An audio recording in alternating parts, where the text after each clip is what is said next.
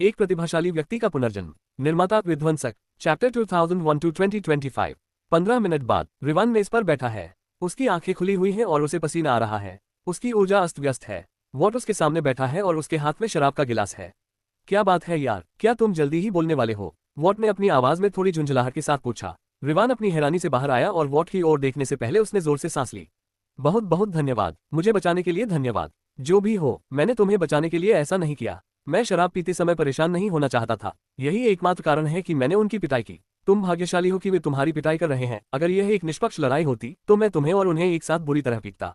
ये सुनकर रिवान हंस पड़ा। उसने आह भरी और अपनी कुर्सी पर थोड़ा और झुक गया। वह थका हुआ महसूस कर रहा था। वैसे समस्या क्या है? वे लोग तुम्हें पीटने पर इतने अड़े क्यों हैं? खासकर तब जब तुम उन आंखों से पहले से ही आधे मरे हुए दिख रहे हो। रिवान को समझ नहीं आ रहा था कि क्या कहे। वह इस बारे में बात करने में सहज महसूस नहीं कर रहा था। वह अपनी कहानी उस आदमी को नहीं बताना चाहता था जिसने अभी अभी उसे बचाया था। वह अभी दया पार्टी नहीं चाहता था। चलो यार, मैंने तुम्हारी जान बचाई। कम से कम तुम मुझे ये तो बता सकते हो कि मुझे ऐसा क्यों करना पड़ा। रिवान ने आह भरकर सारी बातें बता दी। अरे, तुम्हें तो बहुत बुरी तरह पीटा गया। तुमने बदला क्यों नहीं लिया? मैं तुम्हारे जितना मजबूत नहीं हूं मेरे दोस्त। अगर मैं होता तो मैं निश्चित रूप से उन कमीनों को नष्ट कर देता। मैं उन्हें उस पीड़ा से गुजरने देता जो मैंने झेली है और उससे भी ज्यादा। लेकिन मुझे उस समय का इंतजार करना होगा जब मैं उनसे ज्यादा मजबूत हो जाऊंगा।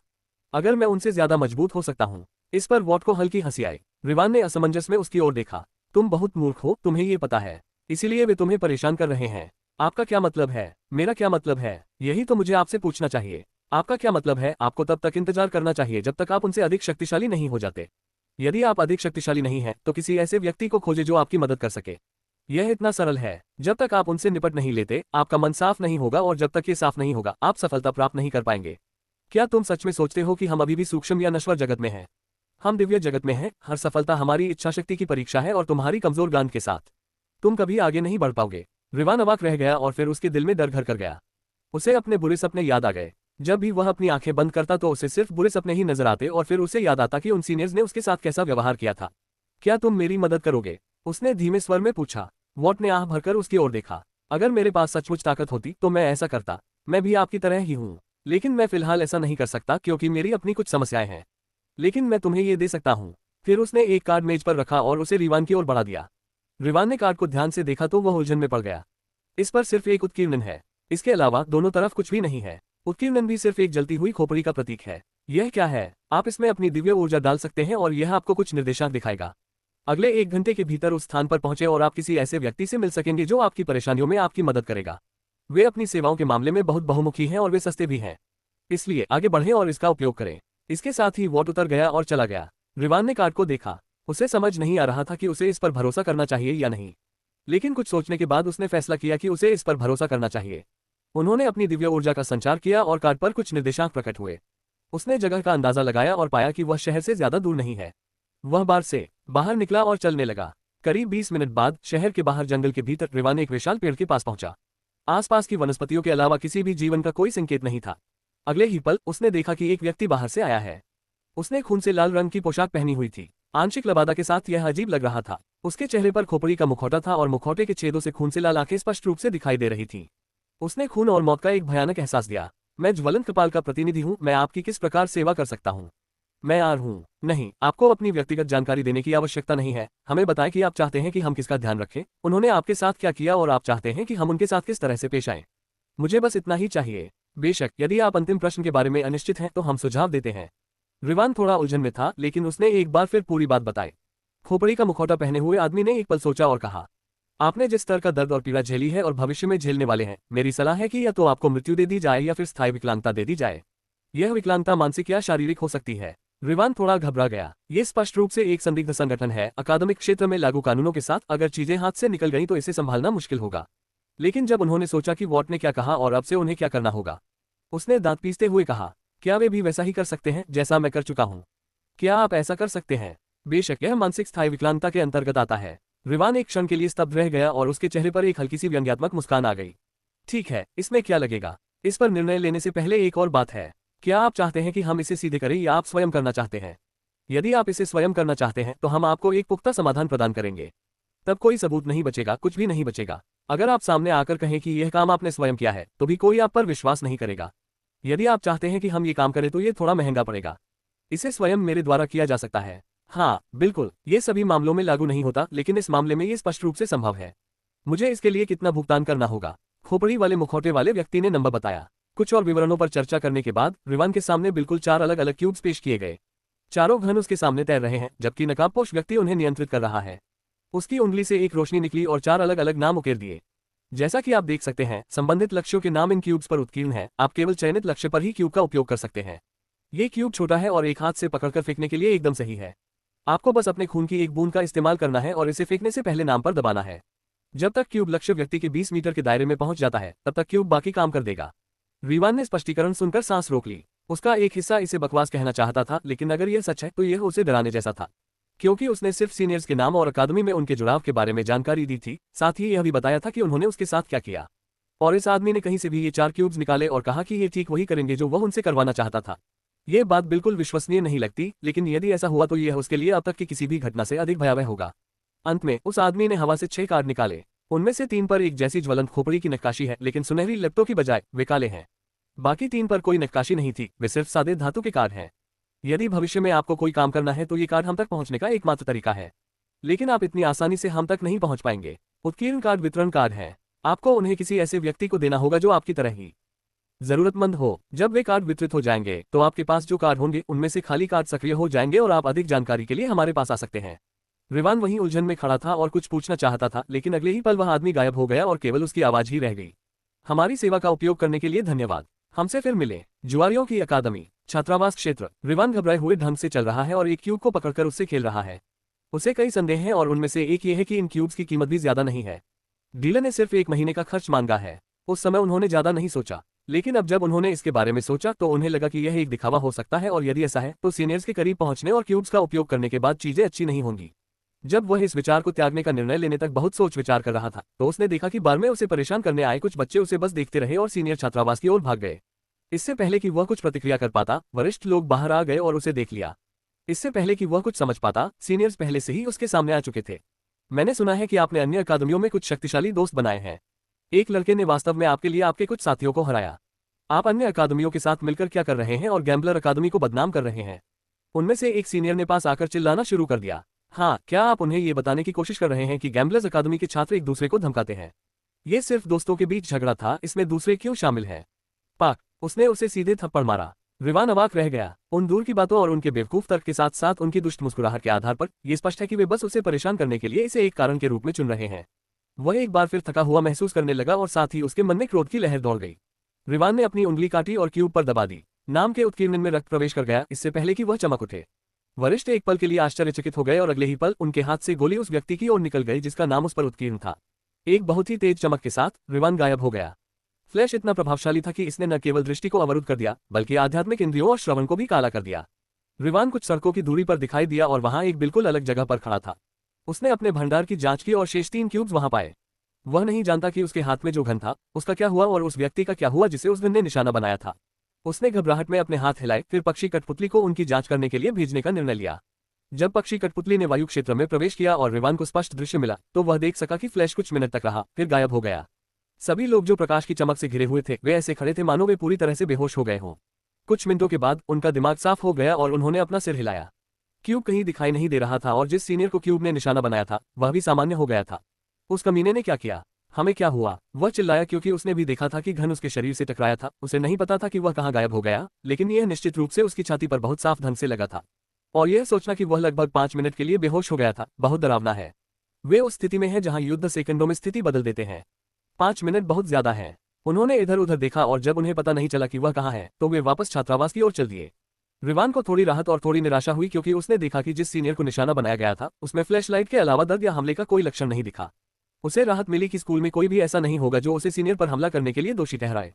आखिरकार अगर सीनियर को वाकई तकलीफ हुई है तो उसे ही दोषी ठहराया जाएगा, क्योंकि अकादमी में कई लोग इस पर नजर रखेंगे। वह इतनी आसानी से परिणामों को झेलने में सक्षम नहीं होगा। और निराशा का कारण बिल्कुल स्पष्ट है। वह बस पक्षी के साथ समूह का अनुसरण करता रहा और जैसे जैसे समय बीतता गया उसकी निराशा बढ़ती गई। लेकिन इससे पहले कि वह उस व्यक्ति को देखना बंद करने वाला था, उसने कुछ देखा। चारों का समूह इत्मीनान से चलते हुए इस बात पर चर्चा कर रहा था कि जब वे रिवान को दोबारा पा लेंगे तो उसके साथ क्या करेंगे। उस कमीने ने उस क्यूब के साथ कुछ किया है। इसमें जरूर कुछ गड़बड़ है। मैं उसे तब तक पीटता रहूंगा जब तक वह ये नहीं बता देता कि उसने क्यूब कहां से लिया है। जैसे ही क्यूब से टैग किया गया सीनियर बोला, वह अचानक लड़खड़ा गया। उसका पैर हिलना बंद हो गया। वह जमीन पर लंगड़ा पड़ा था और चाहे उसने कितनी भी कोशिश की वह हिल नहीं पा रहा था। क्या बकवास है, मैं अपना पैर नहीं हिला सकता। इससे पहले कि वह अपनी चीख पूरी कर पाता, उसका दूसरा पैर भी ढीला पड़ गया। अगले ही पल उसे लगा कि उसकी बाहें भी शिथिल हो गई हैं और अंत में उसकी गर्दन भी शिथिल हो गई। फिर उसके शरीर के विभिन्न भागों में तेज दर्द हुआ। जब उसने देखा कि वे बिंदु कहाँ हैं, तो उसे बहुत निराशा हुई। वे उसके ऊर्जा परिसंचरण के लिए मुख्य एक्यूपॉइंट हैं और जो कुछ उसने अभी महसूस किया उससे पता चला कि वे एक्यूपॉइंट जल रहे हैं। उस क्षेत्र के आसपास का मास एक ऐसी ऊर्जा से जल रहा है जो मृत्यु ऊर्जा के समान है। लेकिन यह ऊर्जा केवल मृत्यु ऊर्जा नहीं है जो जीवन शक्ति को नष्ट कर देती है, बल्कि यह अधिक संक्षारक है तथा केवल शरीर को नष्ट करने पर केंद्रित है। मदद करो, मेरी मदद करो, वह जोर जोर से चिल्लाने लगा। उसके दोस्त उसकी सहायता के लिए आए और उसे चिकित्सा केंद्र ले गए। रिवान दंग रह गया। उसने कठपुतली को वापस बुलाया और बार बार वीडियो देखा। घबराहट में उसका गला भर आया। उसे डर था कि वह पकड़ा जाएगा। इस बीच औषधि कक्ष में एल्डन ने रोगी को देखा और दंग रह गया। इससे पहले उसके साथ क्या हुआ था? उसके साथ ऐसा किसने किया? दोस्तों ने एक दूसरे के चेहरे देखे। उन्हें समझ नहीं आ रहा था कि क्या कहें। काफी झिझक के बाद उन्होंने बताया कि क्या हुआ था। एल्डन ने भौहें सिकोड़ी और तुरंत आदेश भेजा। क्रो, जो इन 4 वरिष्ठों के मुकदमे की तैयारी करने वाला था, को मुकदमे से पहले कुछ जांच करने के लिए फिर से बुलाया गया और इसके तहत वह सीधे रिवान चला गया। घटना के आधे घंटे के भीतर क्रो रिवान के सामने खड़ा है। तो उन लोगों ने कहा कि आपने उस पर किसी प्रकार का घन फेंका और उसी के कारण उसकी ये दुर्दशा हुई। आप इस बारे में क्या कहेंगे? रिवान ने घबराहट में सांस ली। उसे पसीना आ रहा था और कौवा ने आह भरी। उसने धीरे से रिवान के कंधों पर थपथपाया और कहा, मैं जानता हूं कि उन लोगों ने बिना किसी कारण के आपको प्रताड़ित किया और मुझे खेद है कि स्कूल में नियमों की कमी और अनदेखी के कारण आपको ये सब सहना पड़ा। लेकिन तुम्हें मुझसे इस तरह डरना नहीं चाहिए। तुम मुझे बता सकते हो कि क्या हुआ और अगर तुमने सच में ऐसा किया है तो भले ही तुम्हें डांट पड़े फिर भी तुम बिना किसी सजा के बच निकल सकोगे। बस एक ही दिक्कत है कि वह भी चला जाएगा क्योंकि तुमने पहले ही अपनी सजा काट ली है। इसलिए खुलकर बोलो। रिवान ने अपने होंठ दबाते हुए कहा, मैंने कुछ नहीं किया। ये सच है कि मैंने एक क्यूब फेंका था, लेकिन ये बस कुछ ऐसा था जो फ्लैश और ध्यान भटकाता है। जब उन्होंने मुझे पीटने के लिए घेर लिया तो मैं एक स्पेस ट्रांसफर टोकन का उपयोग करके बच निकला। कौवा भौंचक कर रह गया। ठीक है, आपको 1 घंटे में सुनवाई के लिए वहां पहुंचना होगा। उनमें से 4 के खिलाफ शिकायत दर्ज है। सैम और आप बीच में पीड़ित हैं। वहां आए और गवाही दें और जो कुछ भी आपने अभी कहा है वह सच होना चाहिए। कौवा वहां से चला गया और अपने कुछ दोस्तों से मिला। तो वहां स्थिति क्या है? रिवान ने जो भी कहा वह सही है। ये वास्तव में एक विकर्षण था और वह गायब हो गया और वास्तव में स्थानिक स्थानांतरण और केवल स्थानिक स्थानांतरण के निशान है। कुछ और ही इसका कारण रहा होगा। कोई तो है जिसने ये सब किया होगा और वह मुकदमे में होगा। चलो चलें, कौवा बोला और अनुशासन कक्ष की ओर चल दिया। घटना के 1 घंटे बाद अनुशासन कक्ष में रिवान एक तरफ खड़ा है। 4 में से 3 दोस्त दूसरी तरफ खड़े हैं और सैम बीच में खड़ा है। कौवा उनके सामने खड़ा हो गया और उसने बुजुर्ग को पूरी बात समझा दी। ये प्रक्रिया उस परीक्षण के समान ही है जिससे सैम को गुजरना पड़ा था जब वह ज़्यूस अकादमी को नाराज कर रहा था। रिवान और सीनियर्स ने अपनी बात कह दी। अब सारा संदेह सैम पर है। सैम, तुम्हें रिवान पर इतनी क्रूरता से हमला क्यों करना पड़ा? उसने जो मृत्यु ऊर्जा जाल बिछाया था वह वास्तव में उसकी अपनी गलती थी, लेकिन उसे इस तरह की बेहोशी की स्थिति में डालने के लिए मृत्यु ऊर्जा का उपयोग करना। क्या तुम्हें नहीं लगता कि तुमने हद पार कर दी? नहीं, मुझे ऐसा नहीं लगता। तुम्हें नहीं लगता कि तुम हद पार कर गए? अनुशासनात्मक सभा के वरिष्ठ सदस्य सैम के उत्तर से खुश नहीं हैं।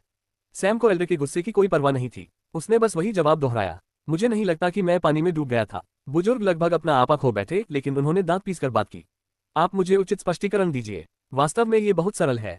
उसने मुझ पर हमला किया, सामने से भी नहीं, बल्कि जाल बिछाकर। मैंने जाल को नष्ट कर दिया, जाल से निकली ऊर्जा को पकड़ लिया और उस पर दोबारा हमला करने के लिए उतनी ही ऊर्जा का इस्तेमाल किया।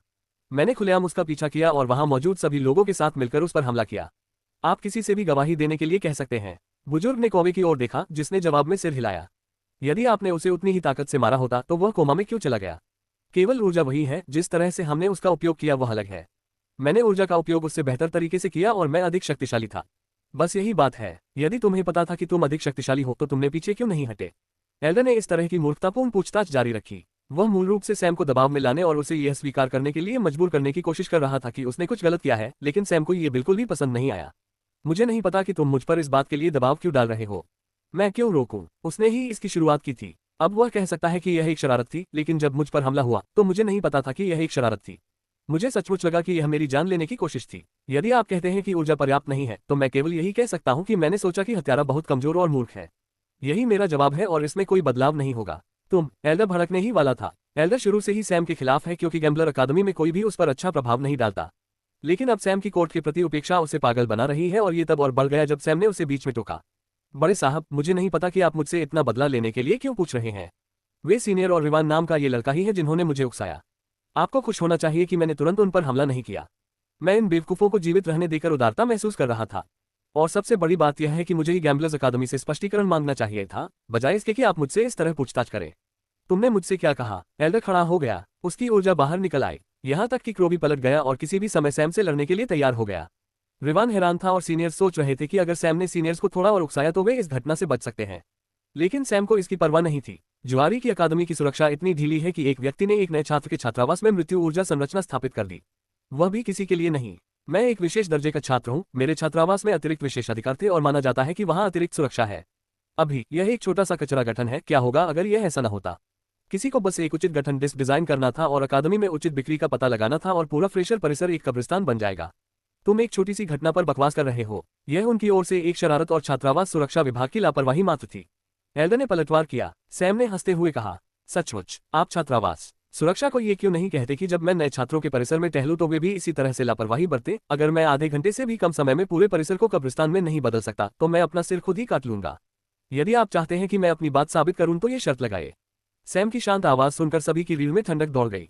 बुजुर्ग ने गहरी सांस ली। तुम? सैम ने उसे फिर से टाल दिया। यदि आप मुझ पर आरोप लगाना चाहते हैं तो ठीक है, मैं युद्ध द्वारा मुकदमा चलाने की मांग करता हूं। मैं कोई अन्य सजा स्वीकार नहीं करूंगा। सैम के अड़ियल रवैये ने सभी को चौंका दिया। उसने क्रो को उकसावे से देखा। उसे इस बात की परवाह नहीं है कि दूसरा पक्ष इस पर जोर देगा या नहीं, लेकिन अगर वह ऐसा करता है तो यह अनुशासनात्मक हॉल और एल्डर के लिए हानिकारक ही होगा। कुछ घंटे पहले सीनियर पर हुए हमले के बारे में क्या कहना है? क्या तुम्हारा इससे कोई संबंध है? कोवे ने पूछा और सैम असमंजस में उसकी ओर देखता रहा। क्या सीनियर? कोवा ने अपना सिर हिलाया और बड़े की ओर मुड़ा। मुकदमा चलता रहा और सैम अब इसमें शामिल नहीं था। ये सच था कि बड़े उसे परेशान कर रहे थे, लेकिन सैम वास्तव में यहाँ गलत नहीं है। मुकदमे के दौरान रिवान को वरिष्ठ नागरिक की स्थिति के बारे में विस्तृत जानकारी मिली और जब उसने सुना कि दूसरा पक्ष अगले 7 दिनों तक नहीं उठेगा तो उसे ऐसा महसूस हुआ जैसे उसके शरीर में भूकंप आ गया हो। लेकिन जल्द ही उन्हें भी वापस भेज दिया गया और वरिष्ठों को सजा भुगतनी पड़ी। उन्हें एक बहुत ही खास कठिन कार्य मिशन दिया गया था। सटीक रूप से कहें तो ये छोटे मिशनों का समूह है या बस एक मिशन पैकेज है। वे अगले 6 महीनों के लिए संसाधन इकट्ठा करने वाले हैं। उन्हें अलग अलग क्षेत्रों में जाना है और अलग अलग जानवरों को जिंदा पकड़ना है और उन्हें नए लोगों की ट्रेनिंग गतिविधियों के लिए वापस लाना है। उन्हें नए छात्रों को उनके मिशन पर ले जाने की जरूरत है जो जल्द ही शुरू होने जा रहे हैं। उन्हें जड़ी बूटी और खनिज संग्रहण के साथ साथ कुछ छोटे मोटे भाड़े के काम भी करने पड़ते हैं। ये कार्य स्वयं में कठिन नहीं है, इनमें सिर्फ समय लगता है और ये वरिष्ठ लोग अपने प्रशिक्षण में पिछड़ जाएंगे। रिवान अनुशासन कक्ष छोड़कर अपने छात्रावास में चला गया। उसने बचे हुए 3 क्यूब्स को अपने हाथों में थाम लिया और उन्हें खाली भाव से देखने लगा। उसके मन में एक अजीब सी भावना थी। क्यूब ने काम किया जिसका मतलब है कि बाकी भी काम करेंगे। उसने अपना बदला सिर्फ अपने मासिक खर्चों के लिए खरीदा था। ये सुनकर उसकी रीढ़ में सिहरन सी दौड़ गई, लेकिन उस सिहरन के साथ रोमांच भी था। वह इसे और परखना चाहता था। वह उठकर बाहर जाने के लिए तैयार हो गया, लेकिन तभी उसे याद आया कि कैसे वह ट्रायल में था और क्यूब की जानकारी की भी जांच की गई थी। अगर वह वहां गया और उसे क्यूब के साथ देखा गया तो उसके लिए चीजें ठीक नहीं होंगी। उसने एक पल सोचा और एक अलग कार्य योजना पर फैसला किया। उसने चुपके से इस्तेमाल होने वाले स्क्रॉल का एक गुच्छा खरीदा जो छिपे हुए हथियारों पर इस्तेमाल किया जाता है। उसने क्यूब्स के नाम पर अपना खून लगाया और उन्हें चुपके स्क्रॉल से लपेट दिया। फिर उसने एक सरल जाल बनाया जो एक क्यूब को पकड़ सकता है। उसने पहला क्यूब पक्षी कठपुतली को दिया और स्क्रीन के माध्यम से उसकी हरकतों को नियंत्रित करना शुरू कर दिया। बचे हुए 3 वरिष्ठों में से एक अपनी सजा के हिस्से के रूप में अपना पहला मिशन प्राप्त करने के लिए अकेले चल रहा था। उसे एक एल्डर को ढूंढना है जो दवा बनाता है और मिशन को पूरा करना है। एल्डर की हवेली सौभाग्य से थोड़ी उजाड़ है जिससे रिवान के लिए यह आसान हो जाता है। जब सीनियर उस जगह पर पहुंचे तो करीब 30 मीटर दूर उनके रास्ते में कोई चीज अचानक गिरी हुई थी। उन्होंने देखा कि एक पक्षी कठपुतली ने उसे गिरा दिया था और वह उसे वापस उठाने के लिए रुका नहीं। वह वहां जाकर उसे उठाने से पहले असमंजस और जिज्ञासा से भौहें सिकोड़ रहा था। जैसे ही उसने इसे अपने हाथों में लिया और यह जांचने के लिए कि यह क्या है, इसमें कुछ ऊर्जा डाली, जाल चालू हो गया और उसने घन पर लिखे नाम पर दबाव डाला। एक चमकदार सफेद चमक ने सीनियर को घेर लिया और वह कुछ मिनटों तक स्तब्ध होकर चुपचाप खड़ा रहा। उस स्तब्ध अवधि के दौरान उसके दिमाग में लाखों विचार आए। वह डर गया। वह सच में बहुत डरा हुआ है, क्योंकि उसके दोस्त को उस गंभीर स्थिति से पहले उसे भी फ्लैश का सामना करना पड़ा था। वह उस स्तब्ध अवस्था से होश में आने पर चिल्लाना और बोलना चाहता था, लेकिन उसे आश्चर्य हुआ कि वह बोल नहीं पा रहा था। अपने दोस्त के विपरीत उसे कोई ऊष्मायन समय नहीं मिल पाया। उसके अंग शिथिल हो गए और उसकी आवाज चली गई। उसके एक्यू पॉइंट्स में उसी तरह जलन होने लगी। वह वहां 15 मिनट तक रुके, फिर किसी राहगीर ने उन्हें देखा और उन्हें दवा घर ले गया। रिवान ने अपने कमरे से ये सब देखा। उसे संतुष्टि का एहसास हुआ, जीत का एहसास हुआ और उसने बचे हुए 2 क्यूब्स की तरफ देखा और उन्हें इस्तेमाल करने में उन्हें ज्यादा समय नहीं लगा। अगली सुबह तक शेष 2 वरिष्ठों को भी मेडिसिन हॉल भेज दिया गया और रिवान ने अपना बदला पूरा कर लिया। परीक्षण से गुजर रहे 4 वरिष्ठ नागरिकों की खबर जंगल में आग की तरह फैल गई और जैसे जैसे अधिक जानकारी सामने आई, लोगों की जिज्ञासा बढ़ती गई। जिस तरह से रिवान को मृत्यु ऊर्जा के कारण 7 दिनों तक भयंकर दर्द सहना पड़ा, उसी तरह इन वरिष्ठों को भी यही झेलना पड़ेगा। और जब रिवान से दोबारा पूछताछ की गई तो पता चला कि वह निर्दोष है और उसका बहाना हवा हवाई है। लेकिन निश्चित रूप से अफवाहें सुनने वाले किसी भी छात्र ने यह नहीं माना कि उनका इससे कोई लेना देना नहीं है। दिन बीतते गए, रिवान के बारे में अफवाहें दूर दूर तक फैल गईं, यहाँ तक कि अन्य अकादमियों को भी। कोई नहीं जानता था कि रिवान ने कैसे बदला लिया, लेकिन चूंकि उसकी तरह ही उसे परेशान करने वाले सीनियर भी 7 दिनों तक मेडिसिन हॉल में रहे थे, इसलिए उन्हें विश्वास हो गया कि उसने बदला ले लिया है। कुछ अन्य वरिष्ठ लोग जो जूनियर्स को परेशान करना पसंद करते थे, जानकारी प्राप्त करना चाहते थे, लेकिन रिवान अभी भी एक गर्म विषय है और वे ज्यादा कुछ नहीं कर सकते। जहां तक प्रशिक्षकों का सवाल है, वे इस मामले में सख्ती नहीं बरत सकते थे। आखिरकार रिवान बदमाशी का शिकार था जिसके लिए वे आंखें मूंद लेते हैं, इसलिए वे उसे जवाब देने के लिए मजबूर नहीं कर सकते थे। लेकिन ऐसे लोगों की एक श्रेणी है जो उन 7 दिनों में रिवान से बात करने की हिम्मत जुटा पाए। उन्हें हिम्मत की जरूरत थी क्योंकि वे भी रिवान की तरह ही बदमाशी के शिकार हैं। और बस ऐसे ही रिवान को जो 3 कार्ड देने थे वे दे दिए गए। और उन 7 दिनों में वरिष्ठों के ठीक होने से पहले ही इन 3 लोगों ने फ्लेमिंग स्कल संगठन के एजेंट से संपर्क किया और अपने कार्य सौंप दिए। उन तीनों में से केवल एक ने ही बदला लेने का विकल्प चुना, शेष 2 ने इसे जलती हुई खोपड़ी पर छोड़ने का निर्णय लिया। पहले व्यक्ति को नाम लिखे क्यूब्स मिले, हालांकि उसने उन्हें तुरंत इस्तेमाल नहीं किया। उसने थोड़ी देर इंतजार करने का फैसला किया और इस बीच बाकी 2 लोगों ने अपने बदला लेते हुए देखा, और वह भी केवल क्यूब्स के माध्यम से ही हुआ। कोई नहीं जानता था कि ज्वलंत खोपड़ी ने उन क्यूब्स को कैसे बनाया, लेकिन वे प्रभावी हैं, बहुत प्रभावी। और इन 3 लोगों को 6 कार्ड भी मिले, 3 वितरण के लिए और 3 उनके निजी इस्तेमाल के लिए। जब रिवान से दूसरे पीड़ितों ने पूछा कि वे खुद कैसे बदला ले सकते हैं, तो वह कुछ और नहीं बता सका। उसके पास अब कोई कार्ड नहीं है, लेकिन उसने अपने कार्ड के 3 प्राप्तकर्ताओं के नाम बताए, और नए पीड़ित अपने स्वयं के कार्ड प्राप्त करने में कामयाब हो गए। हर दिन ज्यादा से ज्यादा वरिष्ठ और कुछ मामलों में नए छात्रों को अजीबोगरीब तरीके से निशाना बनाया जा रहा है। कुछ को हमेशा के लिए अपन बना दिया जाता है, कुछ को अस्थायी रूप से नुकसान पहुंचाया जाता है, कुछ को छोटे मोटे बदला लेने के लिए और कुछ को बड़े पैमाने पर खून के कर्ज के लिए। इनका निपटारा किया जा रहा था, लेकिन इन सभी घटनाओं के बावजूद यह अभी भी गुप्त ही है। इन पीड़ितों के उत्पीड़न का कारण यह है कि वे शीर्ष अधिकारियों, छात्रों और शिक्षकों दोनों द्वारा नजरअंदाज किए जाते हैं। उनकी सीमित क्षमता और गतिविधि के कारण उन पर कोई ध्यान नहीं दिया जाता है। इसलिए जब कोई अन्य औसत दर्जे का लेकिन अपेक्षाकृत मजबूत व्यक्ति उन्हें देखता है, तो वे अपनी असुरक्षाओं के कारण उत्पन्न क्रोध को इस उपेक्षित श्रेणी के लोगों पर निकाल देते हैं। अगर कुछ प्रशिक्षकों को कुछ गड़बड़ भी महसूस हुई तो वे उस पर ज्यादा ध्यान नहीं दे पाए, क्योंकि उन्हें अपने छात्रों के प्रशिक्षण पर ध्यान देना था। प्रथम ओपन टूर्नामेंट के लिए प्रशिक्षण। इस बार अपोलो अकादमी ने बढ़त हासिल की और हर कोई ये देखने के लिए उत्साहित है कि यह कैसा होने वाला है। आखिरकार नए छात्रों के लिए यह एक और चीज है जो अकादमिक क्षेत्र के इस क्षेत्र में उनकी प्रतिष्ठा को चिन्हित कर सकती है। टूर्नामेंट से 2 दिन पहले पल अपने गुप्त कमरे में रिपोर्ट देख रही थी और जोर से सोचने लगी। सभी चिन्हित लक्ष्य वैसे ही नष्ट हो गए जैसे मैंने योजना बनाई थी। विद्युत ने अपनी सूची के साथ बहुत अच्छा काम किया, व्हाइट ने भी यही किया। एकमात्र समस्या यह है कि हम सैम तक नहीं पहुंच सके। वह लड़का अकेडमी से बाहर भी नहीं आता था, जब आता भी था तो कोई नहीं जानता था कि वह कब बाहर आया और कहाँ गया। वह तभी दिखाई देता था जब वापस आता था, मानो वह देखने वाले को ताना मार रहा हो कि वह बाहर गया और देखने वाले को पता भी न चले वापस आ गया। ये परेशान करने वाला है। व्हाइट को सैम पर अपनी योजना को क्रियान्वित करने का मौका भी नहीं मिला। हम ज्यादा कुछ नहीं कर सकते। टूर्नामेंट 2 दिन में शुरू होने वाला है। बस उम्मीद है कि हमारी योजनाएं काम करेगी। उसके बाद वह उस गुप्त कमरे से बाहर आए और आंगन में व्हाइट और विद्युत से मिली। इसलिए ओपन टूर्नामेंट हमारे लिए बहुत महत्वपूर्ण कदम है। अंतर अकादमी टूर्नामेंट के दौरान अन्य अकादमियों का मनोबल तोड़ने के लिए ये हमारे लिए सबसे अच्छा समय होगा। हमें पूरी चीज जीतनी होगी। इस टूर्नामेंट में हमारी अकादमी सबसे ज्यादा प्रभावशाली होनी चाहिए। हमारी टीम के सभी सदस्य इसमें भाग लेंगे और जब भी उन्हें दूसरी अकादमियों से भिड़ना होगा तो वे हमेशा पूरी ताकत से खेलेंगे। मैंने उनकी शारीरिक विशेषताओं और शारीरिक प्रकार के आधार पर कुछ विशेष दवाइयां निर्धारित की हैं। ये हमारी टीम के सभी सदस्यों के लिए विशेष रूप से बनाई गई रिकवरी दवाइयां हैं। वे अपने अंतिम चरण में हो सकते हैं, मुश्किल से सांस ले पा रहे हैं, लेकिन फिर भी वे ठीक हो जाएंगे। मैंने हब से रेसिपी ली और हमारे एक प्रतिभाशाली दवा निर्माता से उन्हें बनवाया। वैसे वह भी हमारी टीम का हिस्सा है, लेकिन मैं बाद में उसका परिचय आप लोगों से करवाऊंगा। इस टूर्नामेंट में हमारा लक्ष्य हम तीनों के बीच शीर्ष 3 स्थानों को प्राप्त करना है। इससे कोई फर्क नहीं पड़ता कि हम उन स्थानों को किस क्रम में रखते हैं, जब तक कि हम तीनों ही उन्हें अपने पास रखते हैं। मैंने कुछ ऐसे सदस्यों को भी चिन्हित किया है जो हमारी अकादमी के बिना भी सीड उम्मीदवार बनने की क्षमता रखते हैं। उनके प्रदर्शन पर नजर रखें और अगर वे क्वालिफाई करते हैं तो हम उन्हें अपनी योजना में शामिल करेंगे और अगले टूर्नामेंट से वे चौथे स्थान से आगे बढ़ना शुरू करेंगे। पल उस दिन अपनी योजनाओं पर चर्चा करते रहे। टूर्नामेंट से 1 दिन पहले सैम, जो छात्रावास के अंदर आराम से ध्यान कर रहा था, उसे झटका महसूस हुआ क्योंकि कुछ अप्रत्याशित आगंतुक उसके घर आ पहुंचे थे। वह गहन ध्यान की अवस्था में चला गया और उसकी चेतना ने जोकर के प्रक्षेपण के रूप में हम में आंखें खोल दी। मुझे उम्मीद नहीं थी कि डीन पायरे और एल्डर्स आज अपनी उपस्थिति से हमें सम्मानित करेंगे। मुझे लगा कि आप सभी टूर्नामेंट की तैयारियों में बहुत व्यस्त होंगे। यह कोई और नहीं बल्कि अपोलो अकादमी के डीन और उनके वरिष्ठ लोग थे जो हब में आए थे। हम यहाँ केवल उन्हीं तैयारियों के कारण हैं। हमें आपकी कुछ मदद चाहिए। ओह, कृपया बताओ। हर साल ओपन टूर्नामेंट के दौरान ज्यादातर प्रतिभागी उनकी अपनी अकादमी के छात्र होते हैं और दूसरी अकादमियों से बहुत कम बेहतरीन उम्मीदवार भाग लेते हैं। यह आमतौर पर कोई समस्या नहीं होती क्योंकि हम उन सभी की मेजबानी कर सकते हैं और अकादमी के मैदान में ही टूर्नामेंट की सुविधा दे सकते हैं। लेकिन इस वर्ष मेरा अनुमान है कि हब के इस क्षेत्र में शामिल होने के कारण कई लोग अपने क्षेत्र में हुई भारी वृद्धि से आश्वस्त महसूस कर रहे हैं।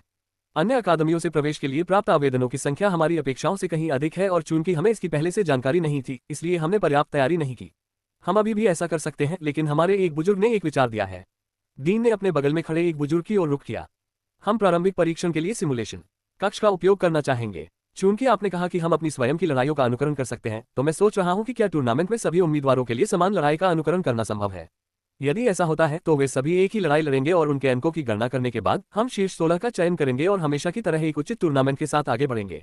चूंकि वहां सैकड़ों सिमुलेशन कक्ष हैं, मुझे यकीन है कि हम उम्मीदवारों के बीच आसानी से जा सकते हैं और यदि हम भोर में शुरू करते हैं तो प्रारंभिक दौर दोपहर तक समाप्त हो जाएगा। सैम ने जब ये सुना तो वह आश्चर्यचकित और खुश था। उसने नहीं सोचा था कि ये लोग हब के अस्तित्व को इतनी अच्छी तरह और इतनी जल्दी अपना लेंगे। उन्हें वास्तव में कुछ प्रतिरोध की उम्मीद थी। आखिरकार हब इन छात्रों को अकादमी की मदद के बिना खुद ही पढ़ाने के लिए मजबूर करता है। जब तक वे यहाँ सीखते हैं, शिकार या अन्य तरीकों से दूसरे क्षेत्रों में कुछ पैसे कमाते हैं और आवश्यक संसाधन खरीदते हैं, तब तक वे तैयार हैं। उन्हें अकादमी की बिल्कुल भी जरूरत नहीं है। शायद अकादमियां इन दोनों का सह अस्तित्व देखना चाहती थी या उन्हें इसका एहसास ही नहीं था। ये सोचना पागलपन है कि वे अपने किसी टूर्नामेंट में पहले से ही हब का इस्तेमाल करेंगे। लेकिन सैम को यह समझ में नहीं आया कि उन्हें हब का उपयोग क्यों नहीं करने दिया जाए। ऐसा करना मुश्किल होगा क्योंकि हब मूल रूप से इसके लिए नहीं बना है। लेकिन मुझे लगता है कि यह ठीक है। समस्या यह है कि आपको मुझे किसी तरह से मुआवजा देना चाहिए। मैं कोई भी काम मुफ्त में नहीं करता। बेशक आप क्या चाहेंगे? संसाधन ही वह सब है जिसकी मुझे आवश्यकता है। फिर हम आगे चर्चा कर सकते हैं। हो सकता है आप उस समय अवधि के लिए अनुमानित राजस्व की गणना कर सकें और हम संसाधनों में उतनी ही राशि की भरपाई करेंगे, शायद हमारे कारण अपना व्यवसाय बंद करने के लिए आभार के प्रतीक के रूप में थोड़ा अधिक। जरूर, हम इस पर चर्चा कर सकते हैं। अब अगर आप मुझे बताएं कि आपकी क्या जरूरतें हैं तो मुझे सिमुलेशन सेट करने में खुशी होगी।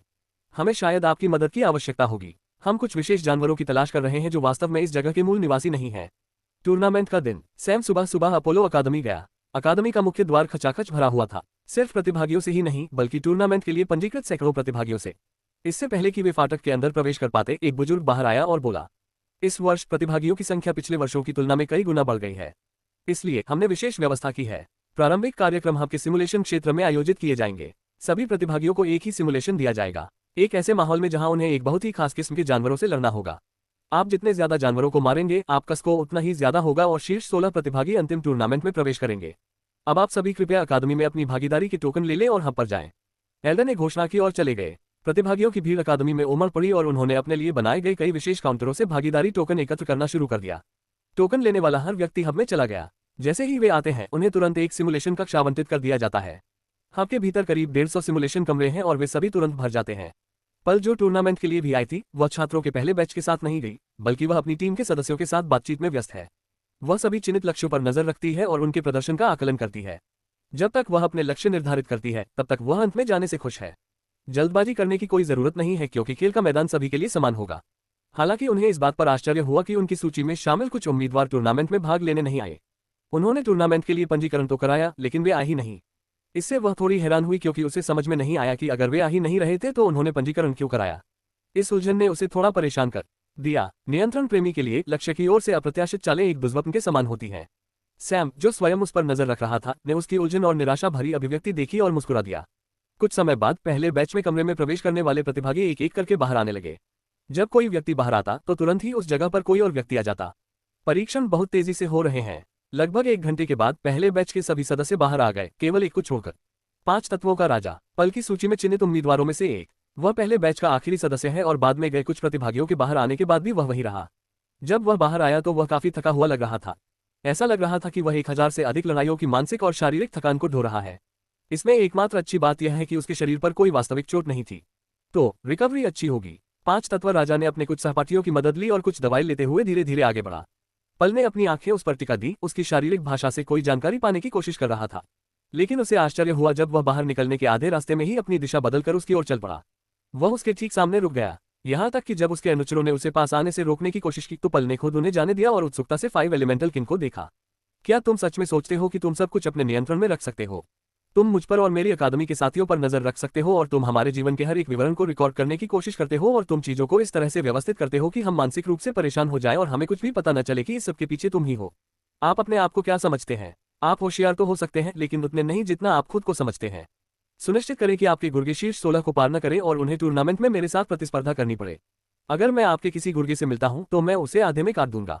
वह पल के चेहरे पर दिख रहे आश्चर्य के भाव को नजरअंदाज करते हुए चला गया। उसका शरीर अनियंत्रित रूप से कांप उठा। 5 तत्वों के राजा ने उसकी पूरी गुप्त योजना, जिस पर वह अपने गुप्त कमरे में 1 महीने से अधिक समय से काम कर रही थी, सिर्फ 5 सेकंड में बता दी। जब उसने सोचा कि वह कैसे मानती थी कि सब कुछ उसके नियंत्रण में है और पंचतत्व राजा ने उसे कैसी उपहास भरी नजर से देखा था, तो उसे लगा जैसे उसकी पूरी दुनिया ही टूट गई हो। प्रतियोगिता जारी रही, वह अभी भी सदमे और घबराहट में थी। उसका दिमाग पागलों की तरह तेजी से काम कर रहा था क्योंकि वह सोच रही थी कि 5 तत्वों के राजा को उसकी योजना के बारे में कैसे पता चल गया होगा। वह उसके क्रियान्वयन में खामियां ढूंढ रहा है। और जब वह उन विचारों में डूबी हुई थी तो आखिरकार सिमुलेशन रूम में प्रवेश करने की उसकी बारी आ गई। वह वहां बचे हुए अंतिम कुछ लोगों में से एक है। जब तक वह बाहर आती, प्रारंभिक प्रक्रिया पूरी हो चुकी होती और वे अगले तथा अंतिम दौर के लिए तैयार हो जाते। पल उसी तरह की घबराहट में सिमुलेशन रूम में दाखिल हुई। आखिरकार वह तब जागी जब ठंडी हवा का झोंका उसके चेहरे से टकराया। नकली क्षेत्र टुंड्रा क्षेत्र जैसा दिखता था, लेकिन पूरा क्षेत्र अंधकार में था। एक दिव्य विमान साधक के रूप में अपनी बढ़ी हुई इंद्रियों के साथ भी वह उस अंधेरे में मुश्किल से दूर तक देख पा रही थी और उसकी आध्यात्मिक इंद्रियों को किसी शक्ति द्वारा बाधित किया जा रहा था। तभी उसे एहसास होता है कि वह रहस्यमय शक्ति न केवल आध्यात्मिक इंद्रियों में बाधा डाल रही है, बल्कि उसकी मानसिक इच्छा शक्ति के साथ साथ उसकी शारीरिक स्थिति में भी बाधा डाल रही है। वह महसूस कर सकती थी कि यह अजीब शक्ति उसके शरीर में प्रवेश कर रक्त संचार को बाधित करने की कोशिश कर रही है। यह एहसास भी बहुत अजीब है। ऐसा लगता है जैसे उसकी ऊर्जा की शुद्धता से समझौता किया जा रहा है। ये संक्षारक प्रभाव के समान है। और ठंड, अगर पानी के तत्वों से उसका लगाव न होता तो उसे ठंड से कांपना मुश्किल हो जाता। ये सोचकर माहौल हैरान करने वाला है कि दिव्य विमान साधकों को इतनी ठंड महसूस होगी। सिमुलेशन प्रभाव वास्तव में उसकी उम्मीदों से परे है, लेकिन ये तो सिर्फ शुरुआत है, क्योंकि अगले ही पल उसने बर्फ जैसी नीली आंखों का एक जोड़ा अपने सामने प्रकट होते देखा। अंधेरे में से एक बिल्ली जैसी आकृति दिखाई दी। वह उससे मुश्किल से 20 मीटर दूर थी और पल को तब तक इसका आभास भी नहीं हुआ था। जब वह बिल्ली करीब आई तो उसे अच्छी तरह से नजर आया। वह एक तेंदुए की तरह दिख रही थी। उसके फर सफेद थे, बर्फीले नीले रंग के थे और उस पर काले धब्बे थे। तेंदुआ अपना मुंह खोलकर भयानक लग रहा था और उसका मुंह खून के लाल रंग से चमक रहा था। जब तेंदुआ पल पर कूदा तो उसके चारों ओर बर्फ की ऊर्जा गरज उठी। पल ने जल्दी से अपने सामने एक जल कवच बना लिया। तेंदुए के हमले से अवरोध टूट गया और पल पीछे की ओर धकेल दी गई। हमला जितना उसने पहले सोचा था उससे कहीं ज्यादा शक्तिशाली था और उसने एक और बात नोटिस की। जब पंजे ने पानी के अवरोध को छुआ तो पानी जम गया और टूटने से पहले ही वह टुकड़ों में बदल गया। तेंदुआ नहीं रुका। वो पल पर झपटा और अगले कुछ सेकंड तक वह केवल उससे बचकर भागती रही। अंततः उसने कुछ होश संभाला और वापस लड़ना शुरू कर दिया। जैसे ही तेंदुआ उस पर झपटा, उसने एक बार फिर पानी का अवरोध बना दिया। जैसे ही बिल्ली अवरोध से टकराने वाली थी, वह एक पानी के भले में बदल गया और सीधे बिल्ली के पेट में जा लगा। चूंकि अवरोध गायब हो गया था, इसलिए पंजा लगभग पल के चेहरे पर लगा। यदि भाले ने तेंदुए को दूर न भगाया होता तो उसे चोट लग जाती। लेकिन तेंदुआ नहीं मरा। भाला उसकी त्वचा में घुसने में सफल नहीं हुआ। वह बमुश्किल ऊपरी परतों को छू पाया। तेंदुए ने बहुत ही फुर्ती दिखाई और पल पर हमला करने के लिए कुछ अजीब हरकतें की। लेकिन कुछ झड़पों के बाद पल ने पानी के भालों से तेंदुए को पकड़ लिया और उसकी आंखों, मुंह और नाक से लेकर शरीर के पिछले हिस्से पर वार कर दिया। तेंदुआ जमीन पर लेट गया और खून बहने लगा, जबकि पानी के भाले जमकर बर्फ बन गए। पल ने गहरी सांस ली और चारों ओर देखा। अगले ही पल उसे अपनी बाईं एड़ी पर तेज दर्द महसूस हुआ। उसने नीचे देखा और बर्फीली नीली त्वचा वाला एक विशालकाय सांप देखा, जो बर्फ की उस भूमि में एक आदर्श छलावरण के रूप में काम कर रहा था और उसकी एड़ी में काट रहा था। ये बिट इतना मजबूत है कि उसके जूते, जो उच्च श्रेणी के कवच को भी शर्मसार कर सकते थे, आसानी से छेद दिए गए। यहाँ तक कि इस पर अंकित संरचनाएं भी किसी काम की नहीं थीं। उसके पैर में संवेदना खत्म होने लगी और घुटने और जांघ में बर्फ जैसी ठंडक महसूस होने लगी। वह जल्दी से उछल पड़ा। सांप अभी भी अपने शरीर पर डटा हुआ था और उसने उसके शरीर में बर्फ तत्वीय विष डाल दिया। पल ने उसे पानी के ब्लेड से काट डाला और मार डाला। इसके बाद उसने एक औषधि पी ली जो विशेष रूप से उसके लिए बनाई गई थी। एक बार फिर उसके पैर में संवेदना वापस आ गई, लेकिन कोई राहत नहीं है क्योंकि यह तो बस शुरुआत है। पल ने घबराकर इधर उधर देखा और एक दिशा में आगे बढ़ी। उस स्थिति में जमीन उसके लिए बहुत ज्यादा नुकसानदेह थी। उसने वनस्पति की दिशा में आगे बढ़ने का निर्णय लिया। शायद उसे आसपास पानी वाला कोई वातावरण मिल जाए। जब तक कोई जलाशय है तब तक वह बहुत बेहतर रहेगी। जब उसने पहली बार अपने चारों ओर बर्फ देखी तो उसने सोचा कि वह इसका अपने फायदे के लिए उपयोग कर सकती है। लेकिन जब उसने बर्फ में हेरफेर करने की कोशिश की तो यह अजीब संक्षारण प्रभाव कई गुना बढ़ गया और उस स्थिति में इसका विरोध करना बहुत कठिन हो गया। इसलिए वह ऐसा केवल आपातकालीन स्थिति में ही कर सकती थी। अगले 2 मिनट तक पल को सचमुच लगा कि अब उसका समय अच्छा चल रहा है, लेकिन अचानक उसके पैरों तले की जमीन खिसक गई और वह एक गड्ढे में गिर गई। जैसे ही वह सीधी नीचे उतरी, चारों तरफ से बर्फ की कई कीलें बाहर निकली। उसने उनमें से ज्यादातर को चकमा देने और रोकने की पूरी कोशिश की, लेकिन जब भी कोई कील पानी की बाधा को छूती तो बाधा जम जाती और वह उस पर नियंत्रण खो देती। जब उसने बलपूर्वक उस नियंत्रण को वापस लेने की कोशिश की तो वह एक बार फिर अत्यधिक संक्षारक ऊर्जा के संपर्क में आ गई। बम! पल ने जोरदार आवाज के साथ कठोर सतह पर टक्कर मारी। उसने अपने शरीर को देखा और संकट की भावना महसूस की। उसके पूरे शरीर में कीलों से छोटे छोटे छेद हो गए थे और समस्या छेदों से नहीं थी। वह जल्द ही ठीक हो जाएगी। हालांकि उसके शरीर पर आक्रमण करने वाली बर्फ की ऊर्जा एक समस्या बनने जा रही है। वह दवा की एक और शीशी पीने के लिए बहुत ललचा रही है, लेकिन उसे डर है कि आने वाले समय में उसे क्या सामना करना पड़ेगा। उस समय दीवार ढह गई और एक बड़ा कीड़ा बाहर आया जो पल के बर्फ जैसे सफेद शरीर को छोड़कर किसी केचुए जैसा दिख रहा था। उसने पल की पीठ पर काटने और उसे पूरा निगलने की कोशिश की, लेकिन पल ने प्रतिक्रिया करते हुए उसके चारों ओर एक क्रिस्टलीय जल क्षेत्र बना दिया, जिससे वह अवरुद्ध हो गया। कीड़े और गोले के बीच संपर्क का क्षेत्र जमने लगा। पल ने जल्दी से सोचा और भाले में एक और छेद कर दिया, फिर बाहर आ गई और अगले ही पल उसने गोले का सारा पानी उस कीड़े के मुंह में फेंक दिया। एक ही विस्फोट में उसके मुंह से होते हुए उसका पूरा शरीर जलमग्न हो गया, जिससे रास्ते में आने वाली हर चीज नष्ट हो गई। पल ने मौका पाकर छेद से बाहर उड़ गया। अब वह हवा में उड़ने लगी और सीधे चलने की हिम्मत नहीं कर पाए। एक बार फिर उसे एहसास हुआ कि हवा में उड़ने से वह अजीब संक्षारक ऊर्जा के प्रति थोड़ी कमजोर हो रही है, लेकिन अब उसे इसकी परवाह नहीं थी। वह ऐसा नहीं कर सकती थी, चूंकि उसकी इंद्रियां 100% काम नहीं कर रही थी, इसलिए उसे ऐसा करना पड़ा। खुद को थोड़ा स्थिर करने के बाद पल ने घबराकर इधर उधर देखा और आखिरकार उसने देखा कि छायाओं का एक समूह उसके करीब आ रहा है। अभी तक परीक्षण बस शुरू ही हुआ है, अब उसे असली स्वाद मिलने वाला है। 1 दर्जन से ज्यादा तरह तरह के जानवर उसे घेर रहे थे। जमीन से कीड़े निकल रहे थे और कुछ पक्षी भी उसके इर्द गिर्द चक्कर लगा रहे थे। उसने अपनी जल ऊर्जा को चरम सीमा तक बढ़ा लिया और युद्ध शुरू हो गया।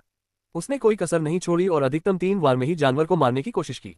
और यह काम कर गया, क्योंकि जानवर भले ही मजबूत और होशियार हो, लेकिन वे इतने भी नहीं थे कि वे अकादमी में किसी अच्छे रैंक वाले व्यक्ति को मार सकें। पल बेशक एक अच्छी रैंकर से भी बढ़कर है, वह सर्वश्रेष्ठ में से एक है। लड़ाई बहुत भयंकर हो गई और बीच में ही उसे दूसरी शीशी लेनी पड़ी, ठीक उस समय जब वह हार मानने वाली थी। बर्फ की ऊर्जा और वातावरण के क्षरण से उसका शरीर बहुत ज्यादा क्षतिग्रस्त हो चुका था और उसे अप्रिय आश्चर्य हुआ। भले ही बर्फ तत्व की ऊर्जा विषाक्तता दूर हो गई थी, लेकिन संक्षारण प्रभाव पूरी तरह से दूर नहीं हुआ था। उसे अपनी इतनी अनुकूलतम स्थिति में लड़ना पड़ा। जानवरों ने उस पर हमला कर दिया और जल्द ही पल इसे बर्दाश्त नहीं कर सकी। धीरे धीरे उसने हार मान ली और अंत में उसका पूरा शरीर जानवरों से भर गया और उन्होंने उसे चीर डाला। बीच में वह अपना होश खो बैठी, क्योंकि उसका पूरा शरीर बर्फ की ऊर्जा से सुन्न हो गया था। पल को सिमुलेशन कक्ष से बाहर निकाल दिया गया। वह थक गई है, लेकिन उसने इतनी ताकत जुटाई कि बोर्ड पर नजर डालकर अपना रिजल्ट देख लिया। वह वहां काफी देर तक टिकी रही और उसे उम्मीद थी कि उसके अच्छे अंक आएंगे। और जब उसने परिणाम देखा तो उसका जबड़ा लगभग खुला रह गया। उनका नाम 6ठे स्थान पर है। यह बहुत से लोगों के लिए बहुत बड़ा सम्मान हो सकता है, लेकिन उसके लिए यह एक अपमान है। वह इस युग पर राज करने के लिए पैदा हुई थी। यह उसका युग है और गौरव उसका होना चाहिए, लेकिन अब वह प्रारंभिक दौर में 6ठे स्थान पर है। उसने बाकी बचे 5 लोगों की ओर देखा। 5वां स्थान वास्तव में एक अन्य अकादमी के छात्र का था जो उसकी सूची में है। 4था स्थान 5 तत्व राजा का था। तीसरा स्थान विद्युत को मिला, दूसरा स्थान व्हाइट को मिला और पहला स्थान स्पष्ट रूप से सैम को मिला। विद्युत और व्हाइट तेजी से उसकी ओर दौड़े। जैसा कि उम्मीद थी, हमारे 3 खिलाड़ी शीर्ष 16 में हैं। हमारे अलावा शीर्ष 16 में 3 और लोग हैं जो हमारी अकादमी से हैं। उनमें से 2 नोबल लीग से संबंधित हैं और एक अन्य हमारी सूची में एक चिन्हित उम्मीदवार है। हमारी अकादमी के बाकी छात्रों ने उतना अच्छा प्रदर्शन नहीं किया, लेकिन फिर भी स्थिति हमारी अकादमी के लिए थोड़ी अनुकूल है, क्योंकि हमारे पास शीर्ष 16 में सबसे अधिक लोग हैं। पल के चेहरे पर कोई परिवर्तन नहीं दिखा। उसने विद्युत को देखा जो उसे रिपोर्ट दे रहा था और अपने होंठ सिकोड़ लिए। कुछ दिन पहले ही उसने टावर असेंशन रैंकिंग में उसे हराया था। वह सैम से सिर्फ दूसरे नंबर पर थी, लेकिन अब विद्युत और व्हाइट दोनों ने उसे हरा दिया है और मुकाबला करीबी नहीं है, क्योंकि उनके बीच 2 और लोग रैंक में हैं जो उन्हें अलग करते हैं। उसे डर है कि अगर ऐसा ही चलता रहा तो हालात और खराब हो जाएंगे। आखिरकार अधीनस्थ केवल उन लोगों की बात सुनते हैं जो उनसे ज्यादा ताकतवर हैं। पल को महत्वपूर्ण युद्ध क्षमता के साथ नेता के रूप में अपनी स्थिति को मजबूत करना होगा और फिर उन्हें आदेश देने और रणनीति बनाने के लिए अपने दिमाग का इस्तेमाल करना होगा। अब उसकी युद्ध क्षमता धीरे धीरे लुप्त होती जा रही है। यदि यह जारी रहा तो ये केवल समय की बात है कि युद्ध पर उनके सुझावों को गंभीरता से नहीं लिया जाएगा। तभी उसे याद आया कि पंचतत्व राजा ने क्या कहा था। उसकी सबसे मजबूत चीज जो कि रणनीति है, उसमें भी बहुत बड़ी खामियां हैं। लक्ष्य में से एक को न केवल पता चलता है कि उस पर नजर रखी जा रही है और उसका विश्लेषण किया जा रहा है, बल्कि उसे पता है कि उसका विश्लेषण किस उद्देश्य से किया जा रहा है, उसका विश्लेषण कौन कर रहा है और कौन आदेश दे रहा है। पल को ऐसा महसूस हुआ जैसे वह टूट गई हो। उसका दिमाग खराब हो गया है और वह अपने बाल खींचकर चिल्लाना चाहती है, लेकिन उसने खुद पर नियंत्रण रखा और वहीं ध्यान में चली गई। प्रारंभिक दौर समाप्त हो चुके हैं। शीर्ष 16 खिलाड़ियों का टूर्नामेंट जल्द ही शुरू होगा। सभी प्रतियोगियों से अनुरोध है कि वे जितना हो सके उतना स्वस्थ हो जाएं। यदि आप अगले राउंड में पूरी तरह से भाग लेने में असमर्थ हैं तो ये हमारी अकादमी की जिम्मेदारी नहीं है।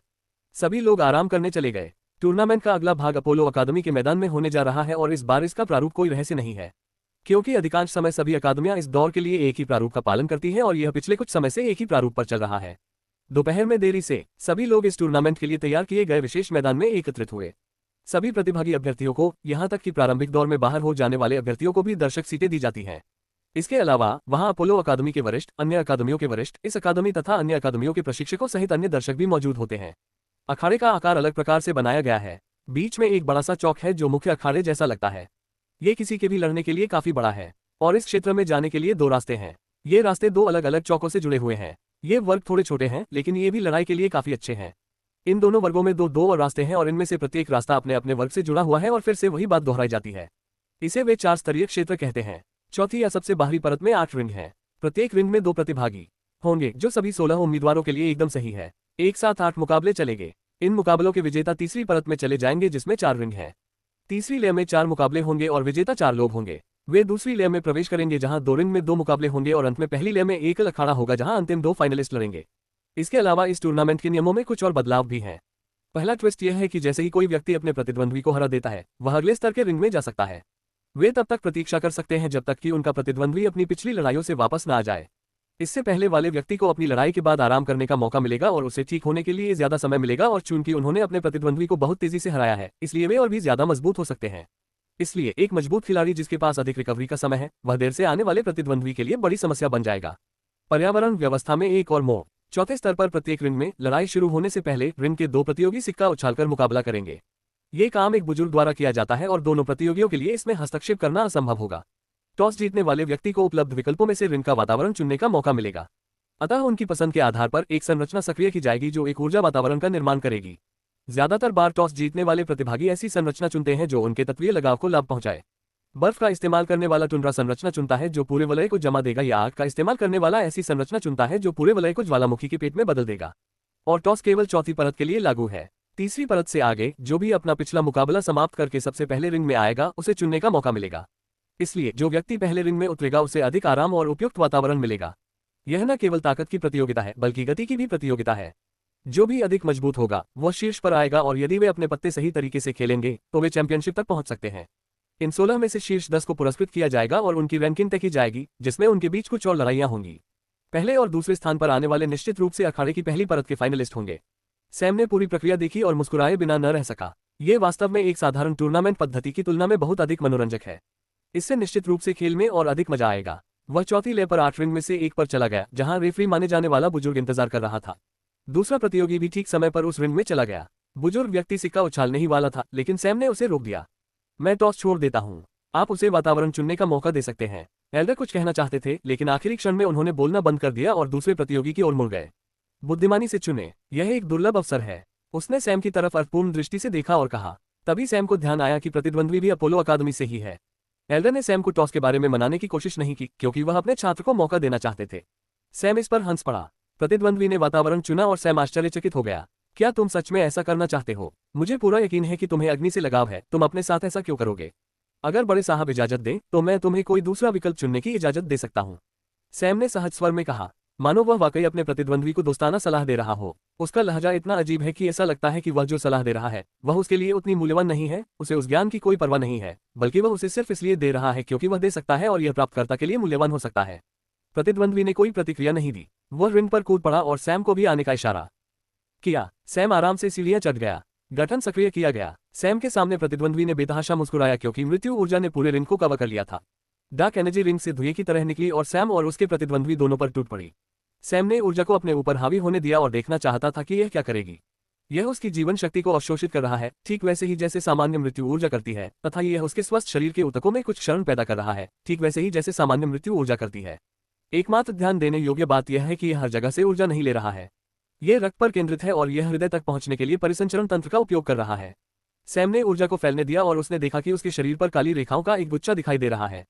फिर उसने अपने प्रतिद्वंद्वी की ओर देखा। उसके शरीर पर भी काली रेखाओं का एक गुच्छा था, लेकिन अगले ही पल उसने एक ब्रेसलेट निकाला और उसे अपनी कलाई पर पहन लिया। सैम वहां से समझ सकता था कि यह क्या है। यह प्रकाश ऊर्जा है और इसमें एक प्रकार की पवित्र आभा है। यह उसके शरीर के भीतर और आसपास की मौत की ऊर्जा को निगल रहा है। यहां तक कि प्रतिद्वंद्वी भी ऐसा लग रहा था जैसे वह अभी नींद से जगा हो। ऊर्जा से भरा हुआ। सैम ने भौहें उठाकर उसकी ओर देखा। दूसरी ओर प्रतिद्वंद्वी की मुस्कान लगातार बढ़ती जा रही थी क्योंकि वह अपनी दिव्य ऊर्जा को प्रवाहित कर रहा था। वह अपनी सारी ऊर्जा इस एक दिव्य ऊर्जा हमले के लिए इस्तेमाल कर रहा था और उसे अपनी बाकी आध्यात्मिक ऊर्जा के साथ मिला भी रहा था। ऐसा लगता है कि यह आदमी बस एक सरल हमला करके उसे खत्म करना चाहता है। यदि आप टूर्नामेंट में मर जाते हैं तो आपकी अकादमी इस बारे में कुछ नहीं कर सकती। क्या आप ये जानते हैं? प्रतिद्वंद्वी ने पूछा, जबकि सैम वहीं खड़ा होकर ऊर्जा को अपने अंदर फैलने दे रहा था। तुमने जो भी हंगामा किया है, मैं तुम्हें यहीं इस रिंग के अंदर मार डालूंगा। यह मेरा भाग्यशाली दिन होगा क्योंकि मुझे तुम्हें मारने का मौका मिला है। मैं टूर्नामेंट हारने की कीमत पर भी इस बेहतरीन अवसर को नहीं गंवाने वाला हूं। ओह, टूर्नामेंट आपकी सबसे कम चिंता है। आपको अभी इस समय अपने आक्रमण पर ध्यान केंद्रित करना चाहिए क्योंकि यह आपका आखिरी मैच हो सकता है। सैम ने शांत स्वर में उत्तर दिया। जितना चाहो बोलो। प्रतिद्वंद्वी ने अग्नि तत्व सम्मेलन को सक्रिय किया, लेकिन सम्मेलन रूप थोड़ा अलग है। यह सैम के सम्मेलन के समान है जब वह रक्तरेखा हमलों का उपयोग कर रहा है। उस अवस्था में ऊर्जा कुछ विशिष्ट स्थानों या अंगों पर केंद्रित होगी जिससे उसे एक विशेष क्षमता प्राप्त होगी। यह भी वैसा ही दिख रहा था, लेकिन इस व्यक्ति के कई अंग काम नहीं कर रहे थे। उसके फेफड़े, हाथ, पैर और हृदय सभी इस अत्यधिक सघन और शुद्ध अग्नि तत्व दिव्य ऊर्जा से जल रहे थे। सैम ने उसकी ओर देखा और थोड़ा प्रभावित हुआ। ये लड़का उतना कमजोर नहीं है। शायद यही उम्मीद की जा सकती है क्योंकि वह शीर्ष 10 में आ गया है। लेकिन बस इतना ही। सैम उसे यही सबसे अच्छी प्रतिक्रिया देने जा रहा है। दूसरे व्यक्ति ने फिर अपने हमले का अंतिम रूप दिखाया। अग्नि तत्व की सारी दिव्य ऊर्जा उसके मुंह पर चार्ज हो रही थी और वह दहाड़ रहा था। गर्जन। उसके मुंह से आग की लपटें एक विशालकाय आग फेंकने वाले यंत्र की तरह निकल रही थी। सफेद गर्म लपटें बाहर निकलकर सैम पर टूट पड़ी और प्रतिद्वंद्वी का दिल धड़कता रहा। हर धक्के के साथ साथ लगातार लपटों की एक लहर भी आ रही थी। लेकिन ये बिल्कुल भी नहीं है। उस आदमी के हाथ पैरों से कई सारे मौलिक जीव पैदा हो रहे हैं। हाथों से पक्षी और पैरों से भेड़िए। वे सभी अलग अलग दिशाओं से सैम पर हमला कर रहे थे और जैसे ही वे उसके पास पहुंचे वे फट पड़े। सैम को झटका लगा और वह पीछे की ओर फिसल गया। फिर वह पूरी तरह से सफेद लपटों से घिर गया। दर्शकगण सभी लोग ये दृश्य देखकर अचंभित रह गए। ईमानदारी से कहें तो उन्हें घटनाओं के ऐसे मोड़ की उम्मीद नहीं थी। सैम प्रवेश परीक्षा शुरू होने से पहले ही स्टार बन चुका था। उसने ज़्यूस अकादमी के साथ अपनी मर्जी से खिलवाड़ किया। उसने उनके छात्रों में से एक को थप्पड़ मारकर उनके खिलाफ ट्रायल जीता। उसने हर ओलंपियन अकादमी की प्रवेश परीक्षा में गड़बड़ी की। उन्होंने छात्रों की सीटों को खट्टी कैंडी जैसा बना दिया जिसे वे जब चाहे फेंक सकते हैं।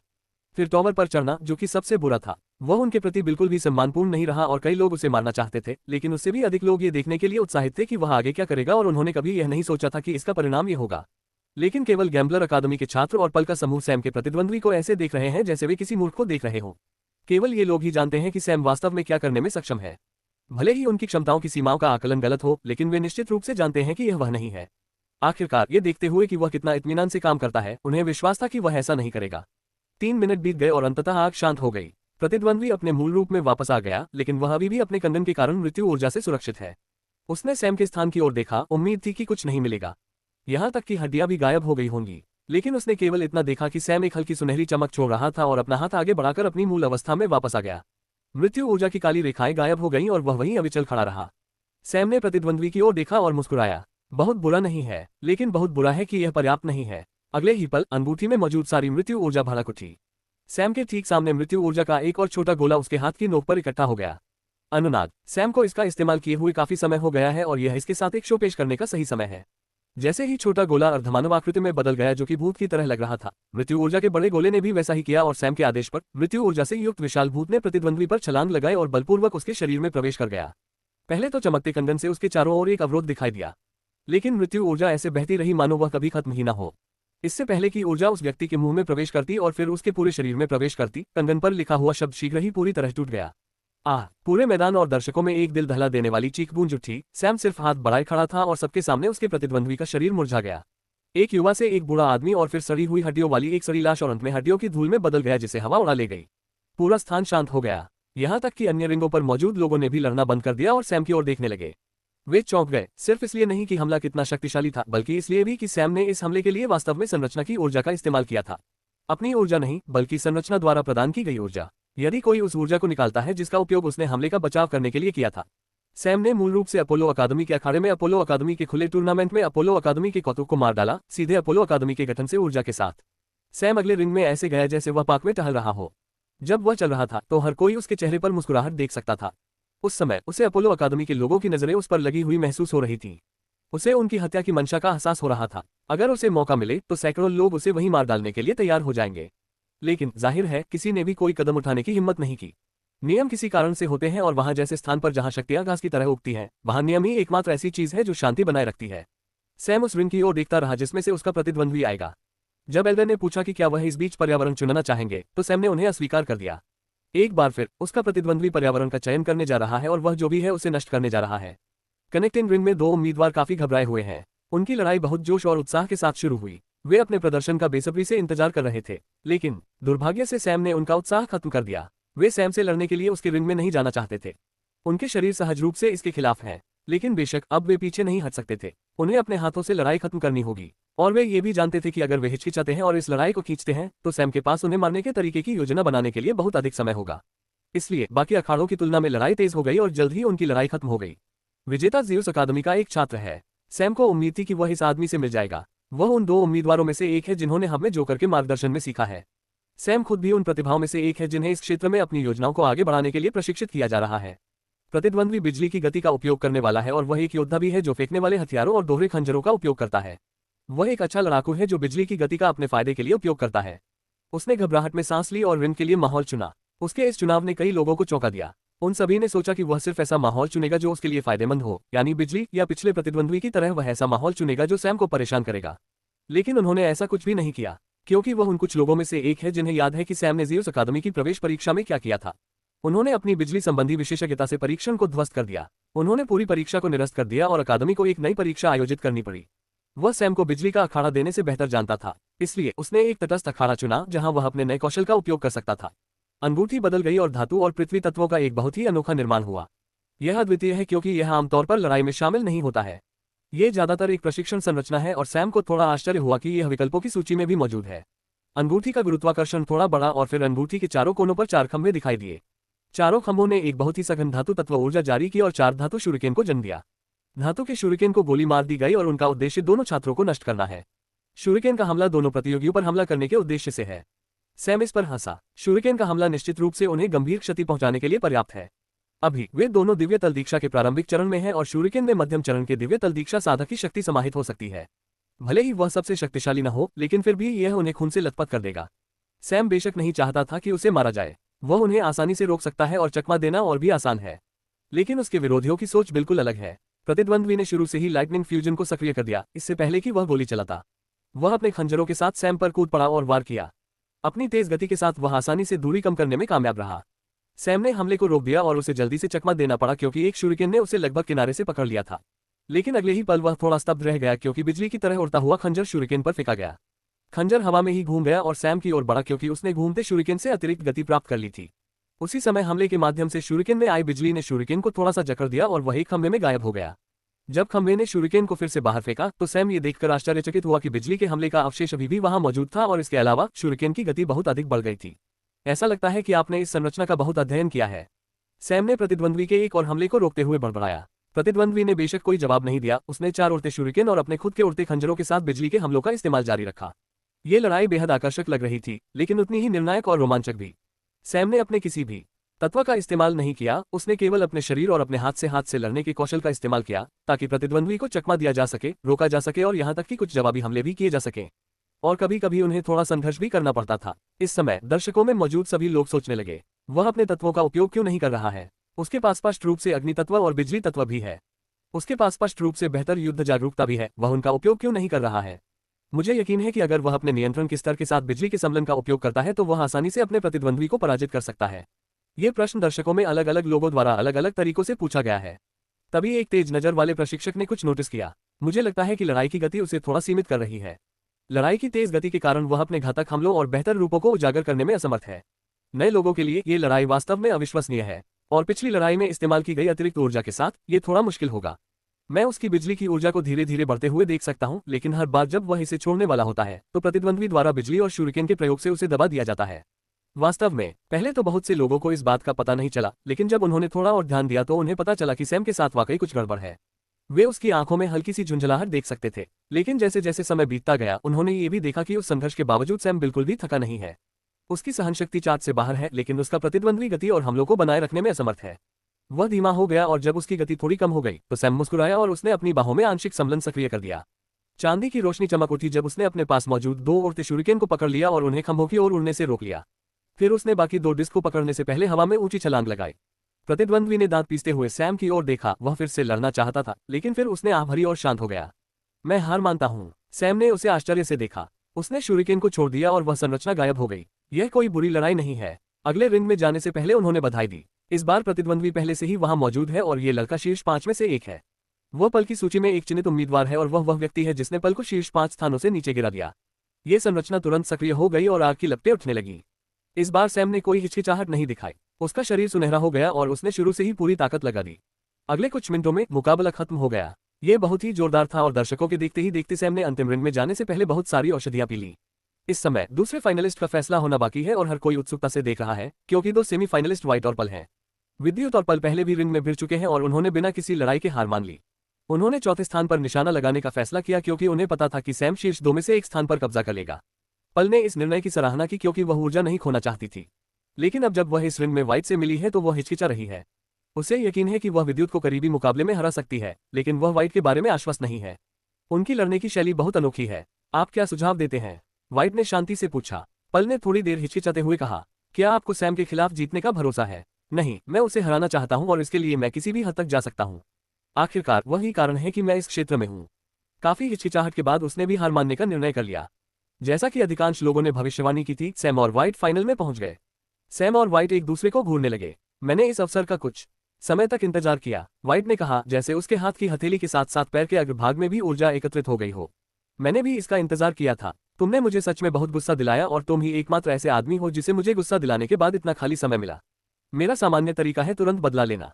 आपकी शैली मुझ पर काम नहीं करेगी। आपको ये पहले से ही पता होगा। व्हाइट ने जमीन पर लात मारी। गोली बाहर निकली और उसे ताकत मिली क्योंकि उसने अपनी मुट्ठी में इकट्ठी ऊर्जा से सैम के चेहरे पर मुक्का मारने का लक्ष्य बनाया था। वह वाकई बहुत तेज है, लेकिन वह सैम द्वारा सामना किया गया सबसे तेज व्यक्ति नहीं है। यहाँ तक कि जोकर का छात्र बनने वाले युवक की भी लाइटनिंग तत्व के साथ बेहतर गति थी। लेकिन व्हाइट हतोत्साहित नहीं दिखे। उसने अपने पैर से एक और एनर्जी हिट मारा और सैम पर एक अजीब कोण से छलांग लगाने के लिए रिकॉइल का इस्तेमाल किया। जैसे ही सैम ने उसे मुश्किल से चकमा दिया, व्हाइट ने एक और एनर्जी हिट के साथ अपनी दिशा बदली और अपने बगल की खाली जगह पर चला गया और सैम से बगल में टकरा गया। सैम को इसकी पहले से ही उम्मीद थी, इसलिए जब व्हाइट ने उस पर हमला किया और सैम को सीने पर निशाना लगाने के लिए एनर्जी हिट लॉन्च करने वाला था, सैम ने व्हाइट को उसकी शर्ट से पकड़ लिया और जूडो थ्रो किया। जब उसने ऐसा किया तो उसने शून्य शैली की ऊर्जा को चैनल किया ताकि जब व्हाइट फर्श पर गिरे तो कुछ गंभीर प्रतिक्षेप हो।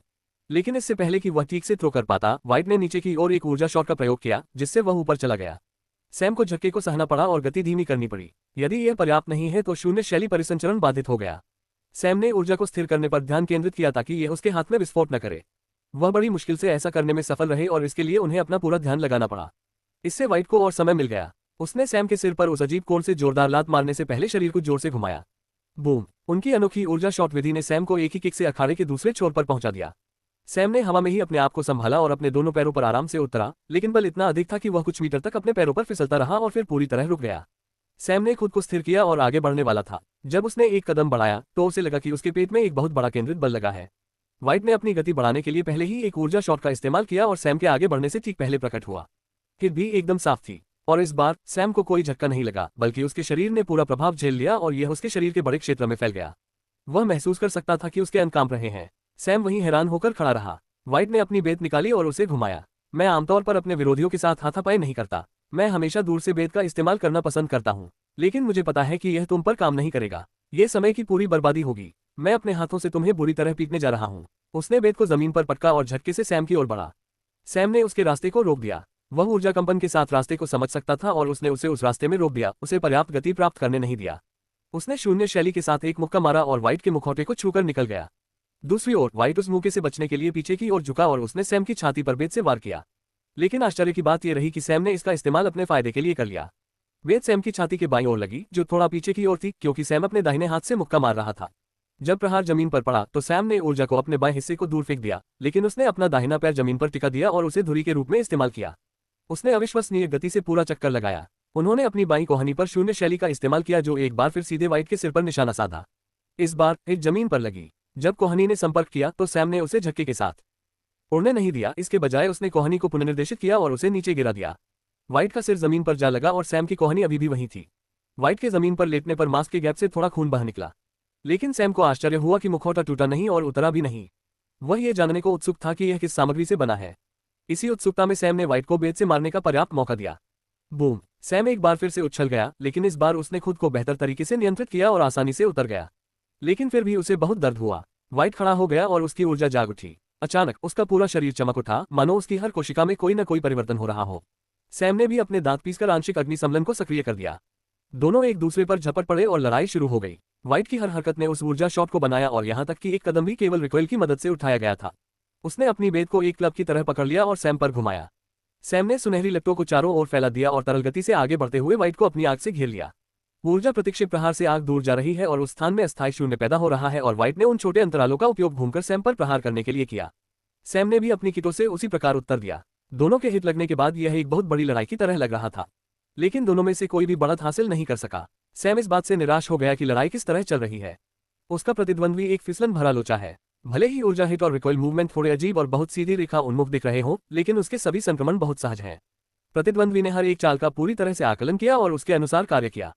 हर कोई सैम की हताशा देख सकता था। अब तक अकादमी में उनकी सभी लड़ाइयां आसान रही हैं। केवल 2 मुकाबलों में उन्हें संघर्ष करना पड़ा। पहली लड़ाई उसकी अपने छद्म छात्र के साथ हुई थी। वह लड़का जिसने बिजली और खंजर का इस्तेमाल किया था। वह लड़ाई बस परेशान करने वाली और परेशान करने वाली थी। वह बस इसे जल्दी से खत्म नहीं कर सका जैसा वह चाहता था। लेकिन ये लड़ाई एक वास्तविक चुनौती बन गई। सैम ने पूरी ताकत से आगे बढ़ने का फैसला किया। उसने हवा में किक मारी और कंप्लीट फ्यूजन को सक्रिय कर दिया। फिर उसने व्हाइट को पकड़ने के लिए अपनी दूरी कम कर ली। जब वे लगभग एक दूसरे के बिल्कुल करीब थे, सैम के फेफड़े अपनी सीमा तक फैल गए और उसके मुंह से सुनहरी लपटें निकलने लगी। गोल्डन सन क्रो की रक्त रेखा कला। व्हाइट की आंखें चौड़ी हो गईं और उसका शरीर उत्तेजित हो गया। उसके चारों ओर सफेद रंग की ऊर्जा इतनी सघन और नंगी आंखों से दिखाई देने लगी कि ऐसा लग रहा था मानो सफेद रंग की लपटें उससे निकल रही हो। सारी ऊर्जा बलपूर्वक बेत की नोक में खींच ली गई जब उसने अपनी ओर आती हुई सुनहरी लपटों पर उसे मारा। बूम! उस बिंदु से ऊर्जा तरंगित हुई और एक अद्वितीय ऊर्जा कवच का निर्माण हुआ। प्रत्येक तरंग सैम की लपटों को दूर ले गई और उसे अखाड़े के चारों ओर फैला दिया। व्हाइट जिसने इस शक्तिशाली प्रहार की प्रतिक्रिया को झेला वह अखाड़े से उड़ गया और वह खुद को ठीक से नियंत्रित भी नहीं कर सका। वह रिंग से बहुत दूर जा गिरा। सैम का आक्रमण असफल रहा लेकिन वह रिंग में अंतिम व्यक्ति था जबकि व्हाइट नहीं था। अतः सैम को प्रथम ओपन टूर्नामेंट का विजेता घोषित किया गया। सैम बहुत निराश था, व्हाइट भी। उनमें से किसी को भी विश्वास नहीं हुआ कि यह लड़ाई का वास्तविक अंत था। हर कोई देख सकता था कि वे एक दूसरे को घूर रहे थे। उन्हें पता था कि एक तीव्र प्रतिद्वंद्विता अभी अभी भड़की है और यह पूरे टूर्नामेंट को आग में झोंक देगी। सैम ने अपना पुरस्कार लिया और पल के समूह की ओर चल दिया। उसने व्हाइट की ओर देखा और कहा, यह मत सोचो कि सब खत्म हो गया है, मैं एक दिन तुम्हारा सिर काट दूंगा। वैसे ही, व्हाइट ने उत्तर दिया। सैम शांत हो गया और पल की ओर देखने लगा। तो आपकी छोटी छोटी योजनाएं कैसी चल रही हैं? चयनित उम्मीदवारों की सूची, उनके प्रशिक्षण में बाधा डालने के लिए लोगों को भेजना, उनकी आदतों पर नजर रखना, पंचतत्व राजा के साथ मुलाकात कैसी रही? आपको क्या लगता है कि वह गुस्सेल मांसपेशी वाला वॉट क्या करेगा जब उसे भी इसके बारे में पता चल जाएगा? फिर उस पागल आत्मा नेक्रोमेंसर नाइट घोस्ट का क्या? फिर पारस नाम का वह गुस्सेल आदमी, सेबर मोनाक, फिलिप, जैक, आप इन सभी लोगों के बारे में क्या करने जा रहे हैं? आखिरकार वे तुम्हारे पीछे आने वाले हैं। पल की आंखें भय से बड़ी हो गईं। तुमने कैसे किया? मैं यह उत्तर नहीं दूंगा कि मुझे ये कैसे पता चला, लेकिन मैं आपको बता सकता हूं कि उन्हें ये कैसे पता चला। मैंने उन्हें बताया। मैंने आपकी पूरी परियोजना को लीक कर दिया, जिसमें आपके आंगन के नीचे छिपे हुए छोटे से कमरे के बारे में भी जानकारी शामिल थी। उन्हें सब कुछ पता है।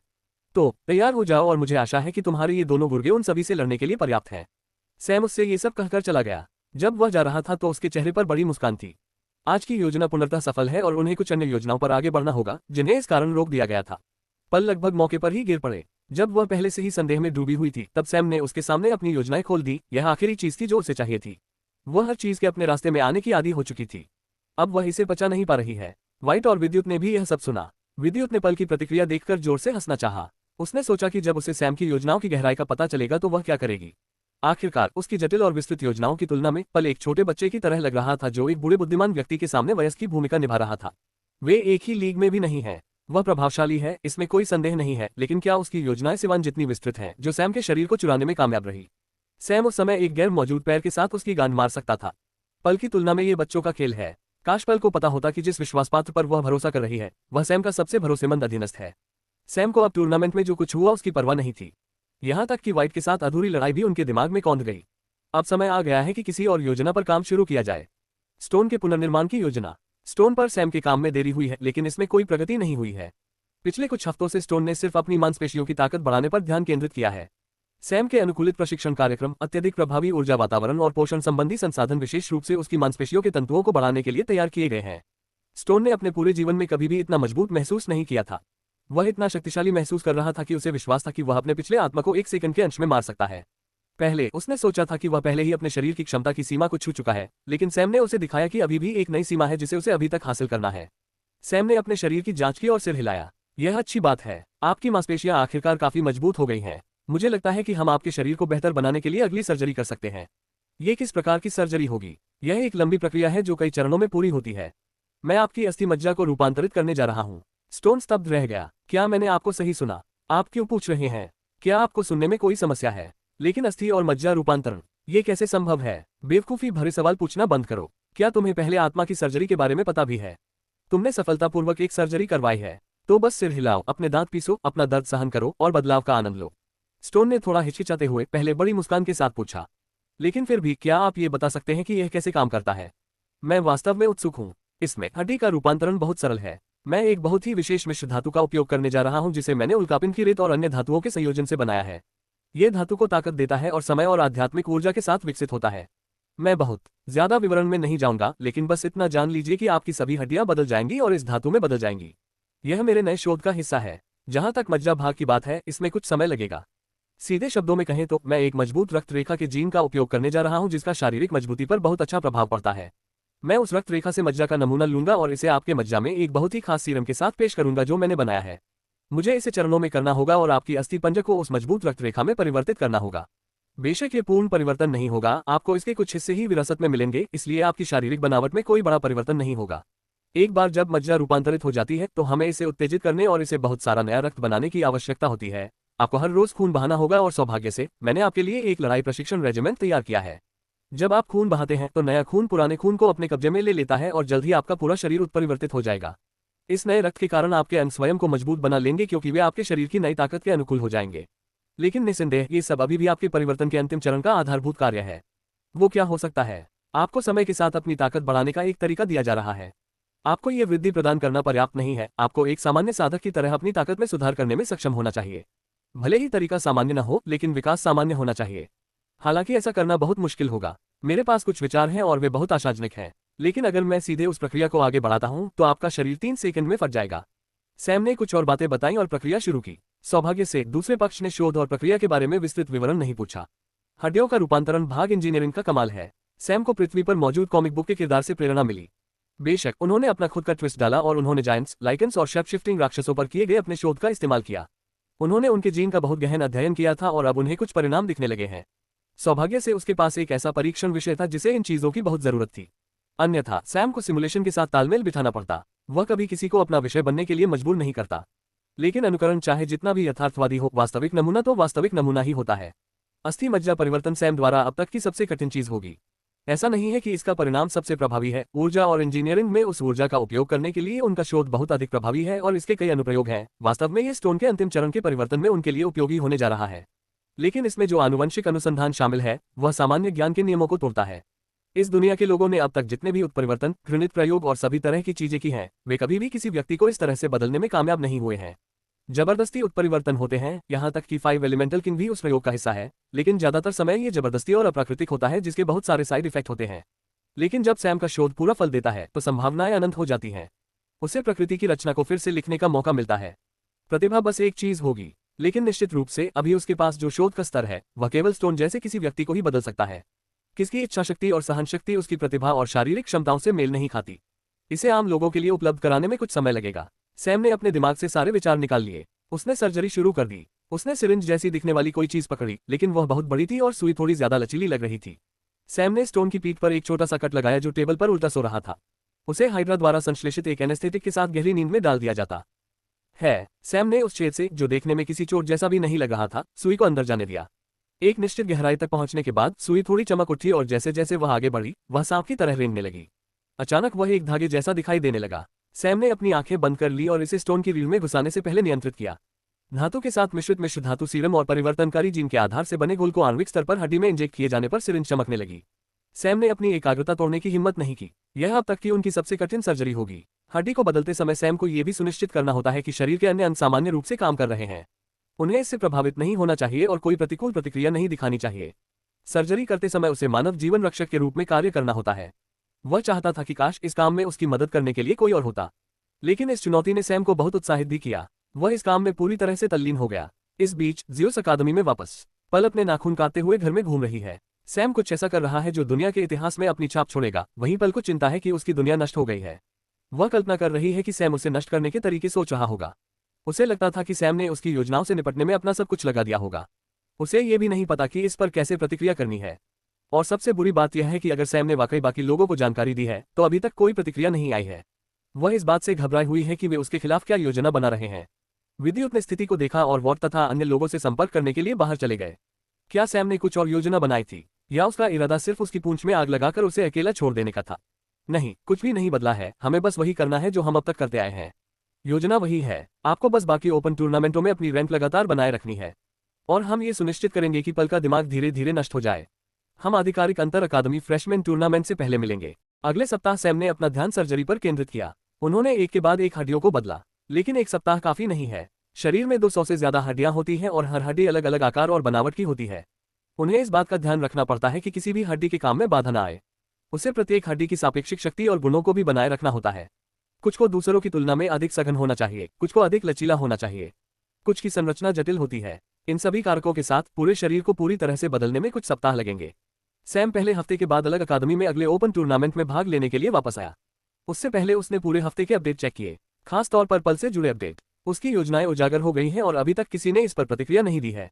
इसलिए वह दिन ब दिन चिंतित होती गई और यह जानने की कोशिश करने लगी कि दूसरे क्या सोच रहे हैं और अगला कदम क्या होना चाहिए। लेकिन वह ज्यादा कुछ नहीं कर सकती थी क्योंकि सैम ने पहले ही सुनिश्चित कर लिया था कि उसका कोई भी दोस्त उसे कोई नई जानकारी नहीं दिखाएगा। वह उन्हें केवल टूर्नामेंटों में ही देख पाती थी। इसके अलावा वे सभी एक ही टूर्नामेंट में नहीं थे। वे केवल अपनी अकादमी से संबंधित ओपन टूर्नामेंट में भाग लेने जा रहे हैं। जिस तरह से केवल 5 एलिमेंटल किंग ने अपोलो अकादमी में भाग लिया था, बाकी सभी अपनी अपनी अकादमियों में भाग लेंगे। और उन सभी का लक्ष्य एक ही है, वे पल को प्रारंभिक परीक्षा में हराना चाहते हैं और संभव हुआ तो मुख्य परीक्षा में भी। वे उसकी योजनाओं में बाधा डालने जा रहे हैं और यह सुनिश्चित करेंगे कि वह शीर्ष 3 या यहां तक कि शीर्ष 5 में भी ना सके। बेशक पहले टूर्नामेंट में वह शीर्ष 5 में जगह बनाने में सफल रही, लेकिन सैम के लिए उसकी यही योजना है। वह क्रमिक पतन का प्रदर्शन करना चाहता था। हर टूर्नामेंट में उसका प्रदर्शन पिछले वाले से थोड़ा खराब दिखाई देगा। पहले वाले में वह 5 एलिमेंटल किंग जैसे वरीय उम्मीदवारों से ऊपर रैंक करने में सफल रही, लेकिन अगले वाले में वह ऐसा नहीं करने जा रही है। वह वरीयता प्राप्त उम्मीदवार के समान श्रेणी में रैंक करेगी। बाद वाले में वह और भी निचली रैंक पर जाएंगी और वही रहेंगी। ये सैम की योजना है और इसे पूरी तरह से क्रियान्वित किया जाएगा। दूसरा टूर्नामेंट हर्मीस अकादमी में है। वॉट वहां जा रहा है। सैम और भी अधिक आराम कर सकता है। अपोलो अकादमी की तरह हर्मीस अकादमी ने भी हब में प्रारंभिक परीक्षा आयोजित करने के लिए उसका अनुसरण किया। ये बहुत आसान, सस्ता और तेज है। इन सभी लाभों के लिए उन्हें अपने साथियों में से किसी की नकल करने में कोई शर्म महसूस नहीं हुई। सैम को बेशक कोई आपत्ति नहीं थी। ये राजस्व है और वह इन सभी अकादमियों से भी कुछ उपकार मांगेंगे। जब सारी योजनाएं अंतिम चरण में पहुंच जाएंगी तो वह इन लोगों को जी भरकर लूटने वाला है।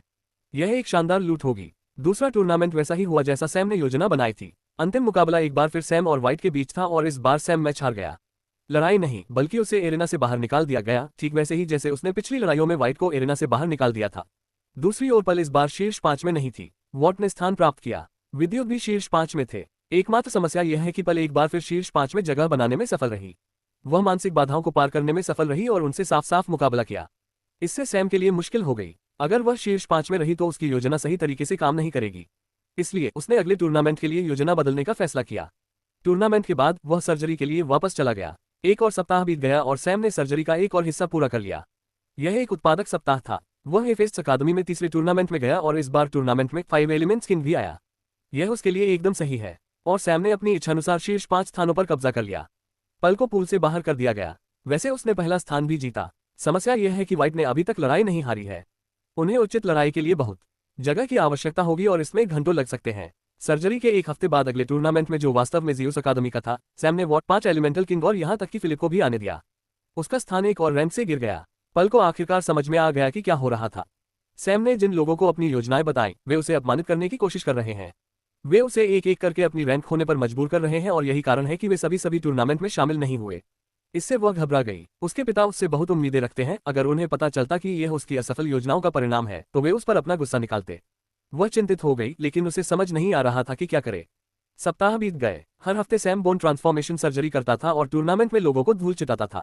आखिरी ओपन टूर्नामेंट गैम्बलर अकादमी में हुआ और सैम ने एक बार फिर जीत हासिल की। अब तक पल शीर्ष 10 से बाहर हो चुका है। पहले तो वह मानसिक रूप से खुद को संभालने में सक्षम थी, लेकिन अब वह अपने टूटने के बिंदु से बहुत आगे निकल चुकी है। वह घबराहट में गलतियां करती थी और सिम्युलेटर में होने वाली हर एक प्रारंभिक परीक्षा में मानसिक पहलू होता है। आखिरकार जानवर नए हैं, वातावरण नया है और उन्होंने जो नुकसान पहुंचाया है वह अपरिचित है। वह अधिक से अधिक पीछे हटती जा रही है। कुछ टूर्नामेंटों में वह बड़ी मुश्किल से शीर्ष 16 में जगह बना पाए। हर टूर्नामेंट में मुकाबला खत्म होने के बाद सैम उसे एक नजर से देखता था, उपहास भरी नजर से। पल पागल हो गया। विद्युत हमेशा उसे शांत करने की कोशिश करता था, लेकिन दूसरी तरफ व्हाइट शांत रहता था। हर हफ्ते उसके पास सिर्फ एक सवाल होता था, अगली योजना क्या है, और हर अगली योजना विफल हो गई। वह देख सकती थी कि उस पर उसका भरोसा हर दिन कम होता जा रहा था। इस घबराहट भरी स्थिति में जैड को अपनी बहन से थोड़ी आजादी मिली। उसने कक्षा में कुछ नए दोस्त बनाए और कुछ शांति का आनंद लिया। वह वास्तव में चाहती थी कि स्टोन पास में हो और उससे मिलने का मौका बहुत बढ़िया होता। उसने कुछ लोगों को यह भी आदेश दिया कि वे उसके ग्रह पर खोज करें और देखें कि क्या वह उसे ढूंढ सकती है। काश वह जानती कि स्टोन भी उसी क्षेत्र में है और उसके स्तर तक पहुंचने के लिए नरक से गुजर रहा है। ओपन टूर्नामेंट के आखिरी दिन सैम ने आखिरकार सभी बोन ट्रांसफॉर्मेशन सर्जरी पूरी कर ली। अब उसे बस तब तक इंतजार करना है जब तक स्टोन अपने नए कंकाल के साथ अभ्यस्त नहीं हो जाता और फिर मज्जा परिवर्तन सर्जरी करवानी है। सैम विकास के वर्तमान स्तर से वास्तव में संतुष्ट महसूस कर रहा था। आखिरकार वह खुद को एक रचनाकार मानता था। यह अब तक की सबसे महान रचना है। वह थोड़ा जश्न भी मनाना चाहता था। जबकि सैम हर तरफ से मिल रही सफलता का आनंद ले रहा है, सभी डीन के बीच बैठक चल रही है। अतः अंतर अकादमी टूर्नामेंट का प्रारूप तय हो गया है। हमेशा की तरह हम व्यक्तिगत टूर्नामेंट के लिए क्षेत्र से 10 लोगों का चयन करने जा रहे हैं और समूह प्रतियोगिता के लिए एक अकादमी से 10 लोगों का एक समूह चुनने जा रहे हैं। आमतौर पर यह पहले ही तय हो जाता था कि वे 10 व्यक्ति कौन होंगे, लेकिन इस बार मुकाबला थोड़ा कड़ा है। रैंक थोड़ी गतिशील है और विभिन्न अकादमियों के कई छात्र अच्छा प्रदर्शन कर रहे हैं। जियोस अकादमी के 2 छात्र हर टूर्नामेंट में शीर्ष 5 में हैं। मुझे कहना होगा कि यह एक अच्छा साल है, एक डीन ने चेहरे पर मुस्कान लाते हुए कहा। हाँ, इस बार शीर्ष स्थानों के लिए भी बहुत प्रतिस्पर्धा है। गैम्बलर्स अकादमी ने इस बार हमें वाकई बहुत आश्चर्यचकित किया। वह उम्मीदवार सैम एक ताकत है। मैंने सुना है कि उसे विशेष रूप से एक विशेष सिफारिश और बहुत सारे विशेषाधिकारों के साथ यहाँ लाया गया था। डीन वॉटन, आपने उसे कहाँ से पाया? क्या आप उसे अपनी अकादमी की कुछ इज्जत बचाने के लिए लाए थे? हेफेस्ट्स अकादमी के डीन ने व्यंग्यात्मक लहजे में पूछा। वॉर्टन, जो कि उबा हुआ लग रहा था, ने आलसी स्वर में कहा, आपको पूछना चाहिए कि उस लड़के ने ज़्यूस अकादमी से इतने सारे विशेषाधिकार कैसे प्राप्त किए। उसे ओलंपियन अकादमियों के सभी टावरों में प्रवेश करने का पास भी मिल गया।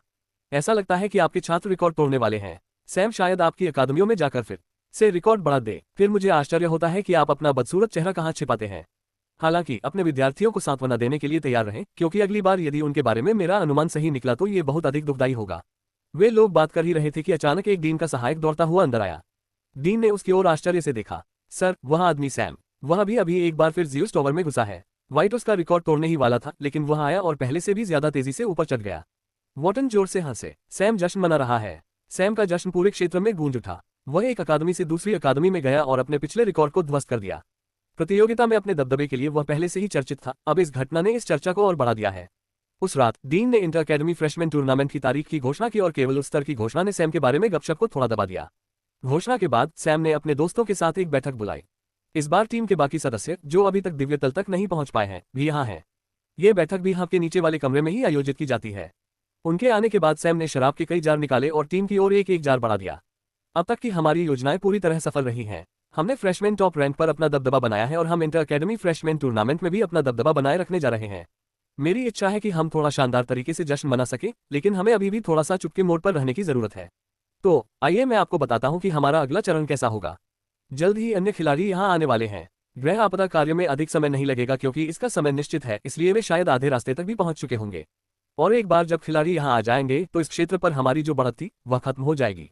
ये तथ्य कि हम एक ही समूह से हैं सामने आ जाएगा और ऐसा होने से पहले हमें पर्याप्त आधार तैयार करने की आवश्यकता है। एक बार खबर बाहर आ गई तो हम सभी निशाना बन जाएंगे। अकादमिक अधिकारी आपको निशाना बनाएंगे, छात्र आपके पीछे पड़ेंगे, लेकिन सबसे बुरी बात यह है कि सीनियर भी हमारे पीछे पड़ेंगे। हमें उन्हीं को बदलना होगा। अकादमी के प्रशिक्षकों पर नियमों के कारण कई सीमाएं हैं, लेकिन सीनियर्स बदला लेने से नहीं हिचकते। हमें इसके लिए अच्छी तरह से तैयारी करनी होगी, इसलिए हमारा अगला कार्य इसी पर केंद्रित होगा। हमें क्या करना होगा? फिलिप ने शराब का आनंद लेते हुए पूछा। सबसे पहले आप लोगों को छात्र पदानुक्रम को ठीक से समझने की जरूरत है।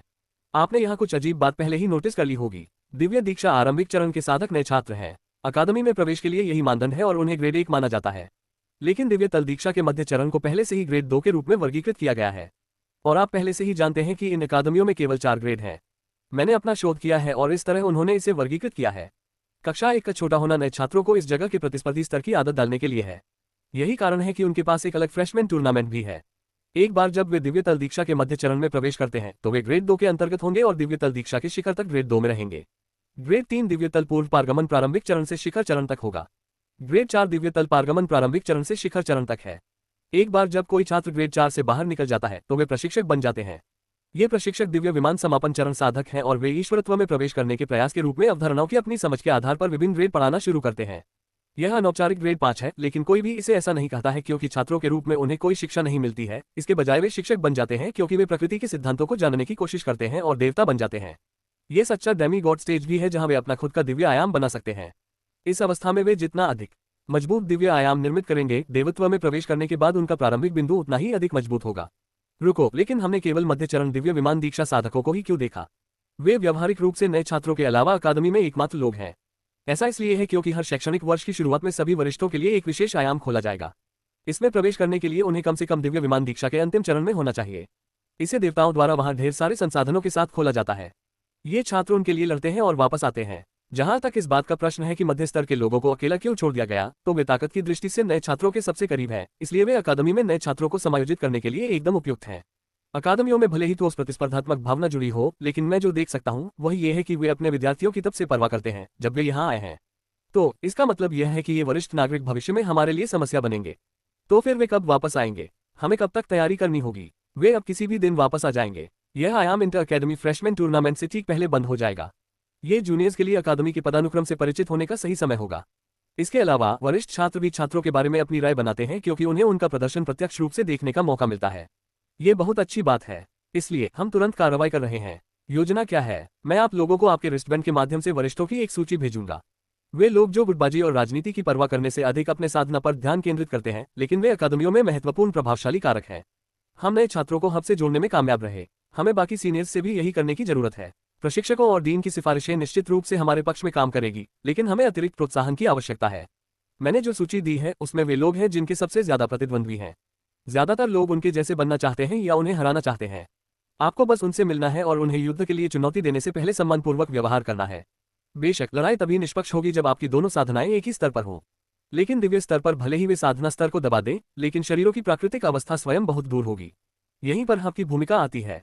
हम उन्हें आपके अंदर एक नकली युद्ध के लिए चुनौती देंगे और हम रिकॉर्डिंग को बाकी दुनिया के लिए जारी कर देंगे।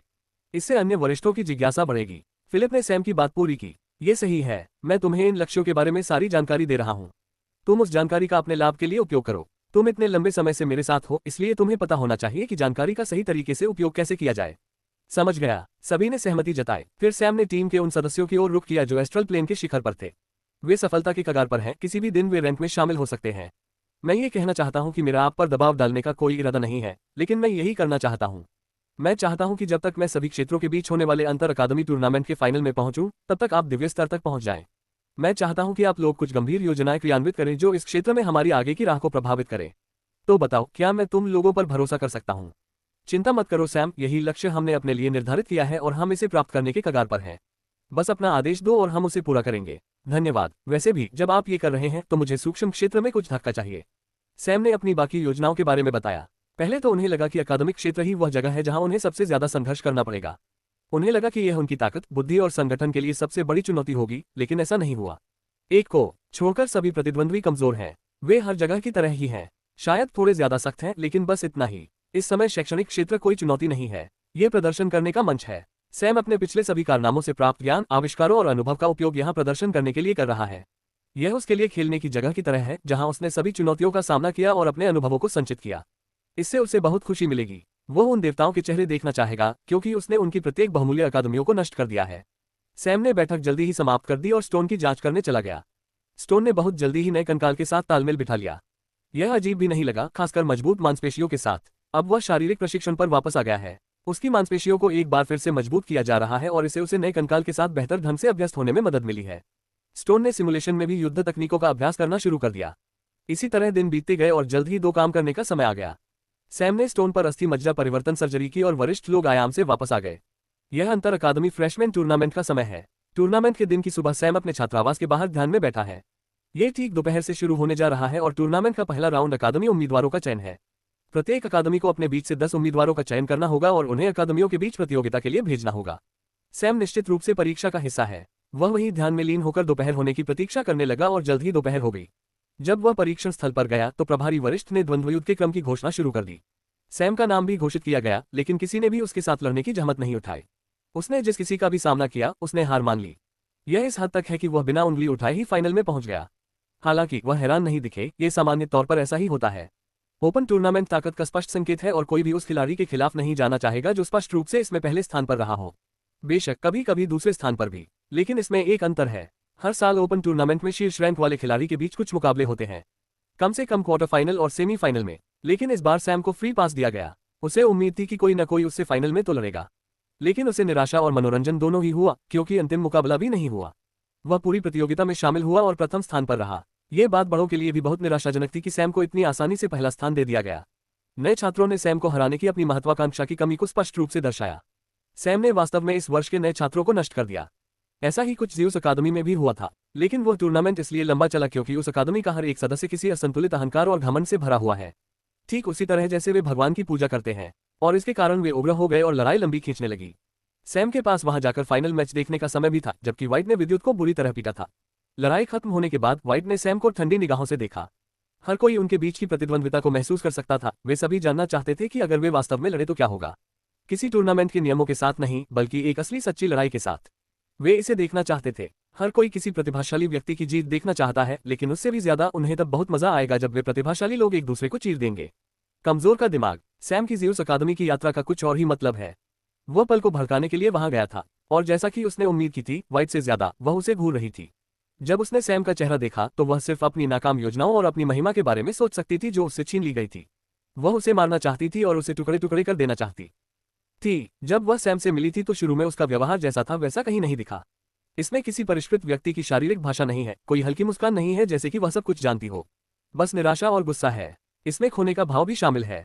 सैम की उकसावेबाजी काम कर गई। उसे किसी बड़ी प्रतिक्रिया की उम्मीद नहीं थी। वो तो बस उसे परेशान करना चाहता था। वह दिन बिना किसी घटना के गुजर गया, लेकिन सैम कुछ कार्यक्रम की योजना बना रहा है। आंतरिक शैक्षणिक टूर्नामेंट खत्म होने के बाद सैम हब में चला गया। पक्षियों के एक और बैच को छोड़ने का समय आ गया है, क्योंकि वरिष्ठ लोग यहाँ हैं। ये सभी को स्पष्ट रूप से पता है कि सीनियर्स यहाँ हैं। जनसंख्या में कम से कम 3 गुना वृद्धि हुई है, लेकिन निश्चित रूप से सीनियर्स ने ऐसा व्यवहार किया जैसे कि नए लोग मौजूद ही नहीं हैं। कम से कम उन्होंने ऐसा ही व्यवहार किया। उनके दर्शक बहुत कम हैं और वे इसमें रुचि भी नहीं दिखाते। सैम ने यहाँ पर ध्यान केंद्रित किया जबकि जुआरी की अकादमी में एक बैठक आयोजित की गई थी। कोवा एक गोल मेज पर एक सीट पर बैठा था। मेज पर करीब 12 और लोग बैठे थे। मेज पर कमरे में अलग अलग जगहों पर कई और लोग बैठे थे। पूरा कमरा ज्यादातर अंधेरा था और उस मेज के बीच में सिर्फ एक प्रकाश स्रोत था। क्रो के सामने एक युवा महिला बैठी है। उसके लंबे चांदी जैसे बाल कमर तक लहरा रहे थे और उसकी आंखें एकदम नीली थीं।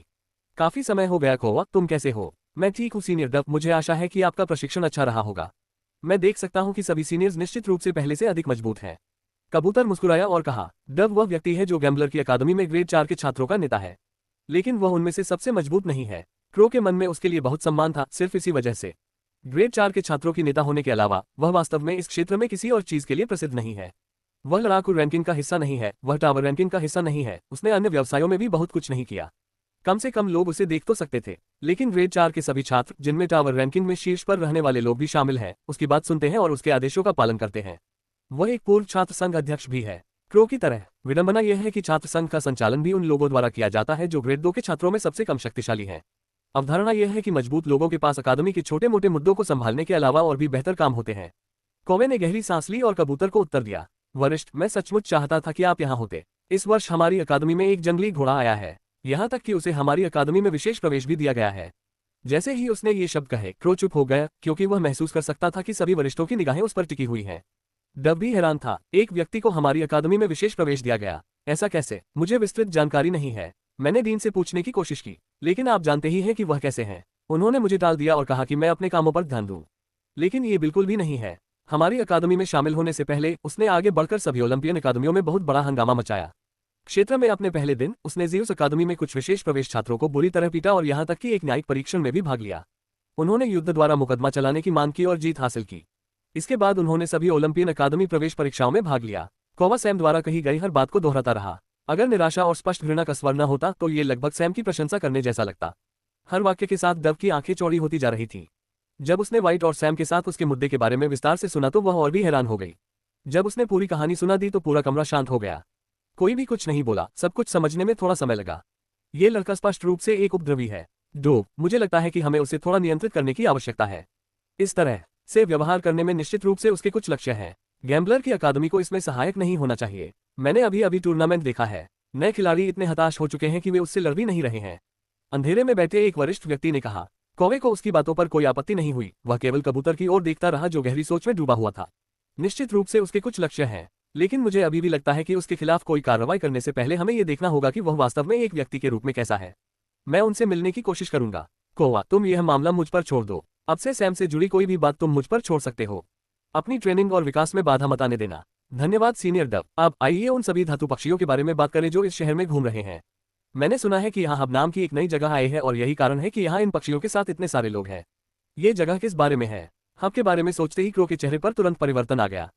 हाँ, यह एक और बात है जिस पर सभी का ध्यान है और किसी को भी इससे कोई समस्या नहीं है। हब एक तरह से प्रशिक्षण क्षेत्र जैसा है और इसके मालिक की यह अजीब महत्वाकांक्षा है कि वह अपने ज्ञान और अपने अनुप्रयोगों को दूर दूर तक फैलाए।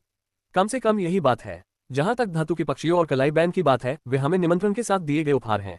मुझे लगता है कि आपके लिए यह बेहतर है कि आप स्वयं ही हब को विस्फोट कर दें, बजाय इसके कि मैं आपको इसके बारे में बताऊं।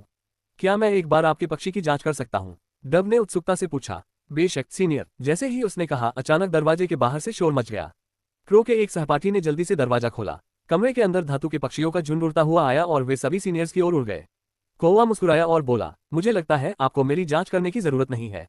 आप अपनी जांच कर सकते हैं।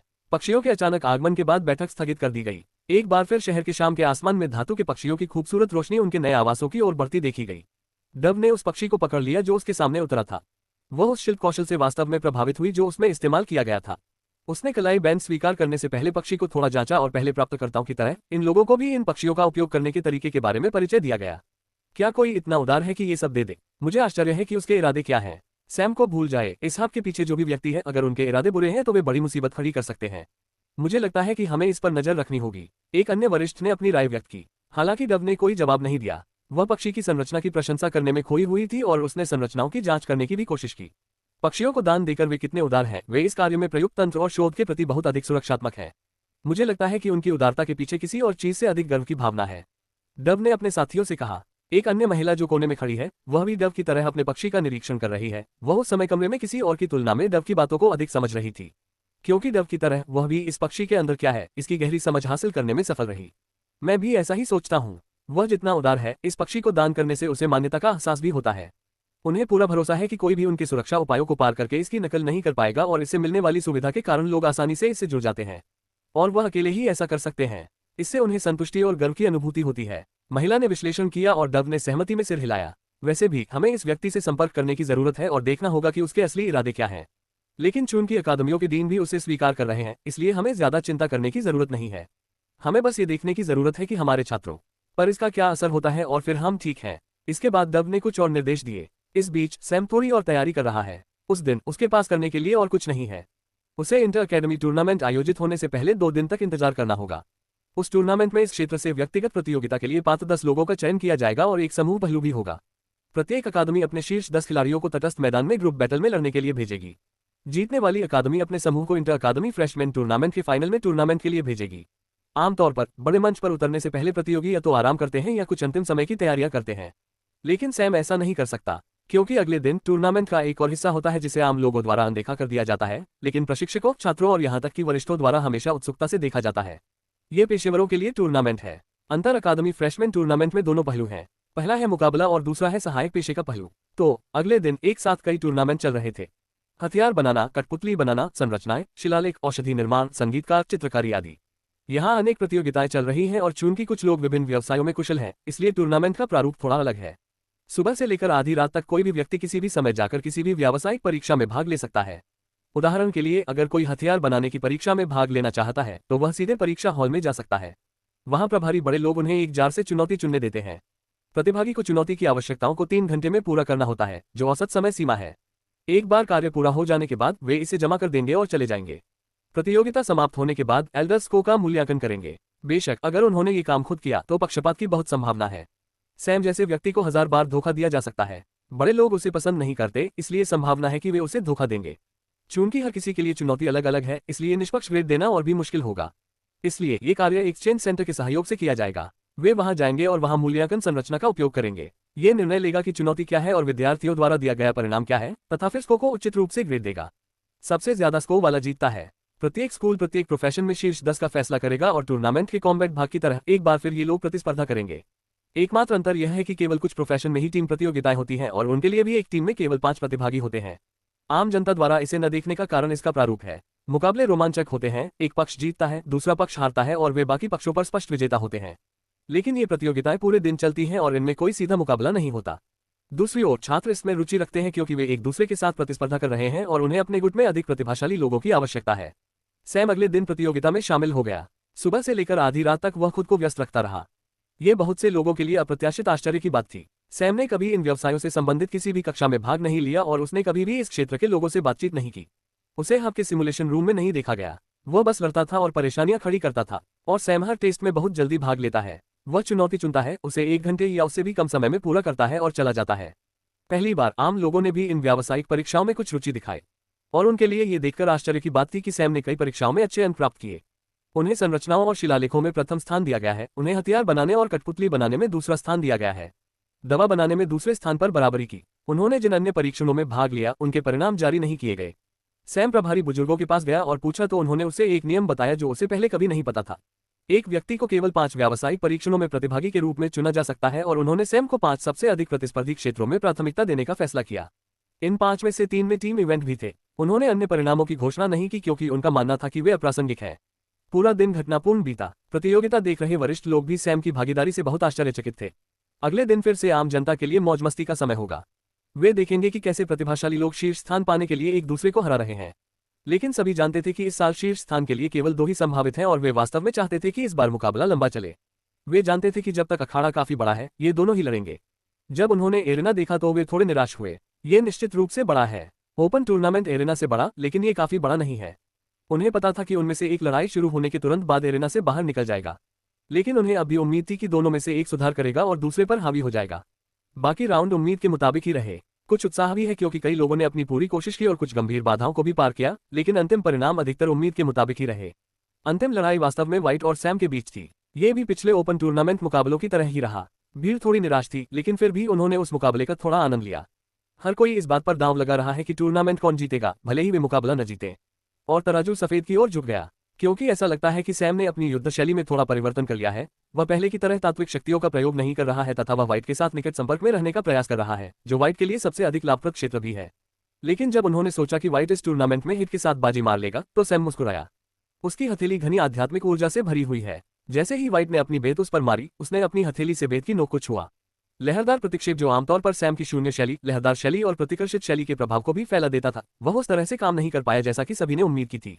जैसे ही नोक और हथेली मिले, बूम, एक बहुत बड़ा ऊर्जा विस्फोट हुआ। कोई भी लड़ाका हिल नहीं पाया, लेकिन प्रतिक्षेप ऊर्जा जो सैम को उड़ा देनी चाहिए थी, वह ऐसा नहीं कर पाए। इसके बजाय ऐसा लग रहा था कि वह पूरी तरह से बिखर गई है। व्हाइट वहीं खड़ा रह गया और दंग रह गया। उसने सैम को हैरानी से देखा। दूसरी ओर सैम ने चेहरे पर मुस्कान के साथ उसे देखा। उसने एक मुक्का मारा जिसे व्हाइट ने चकमा दे दिया, लेकिन उसके बाद एक लात मारी और व्हाइट गिर गया।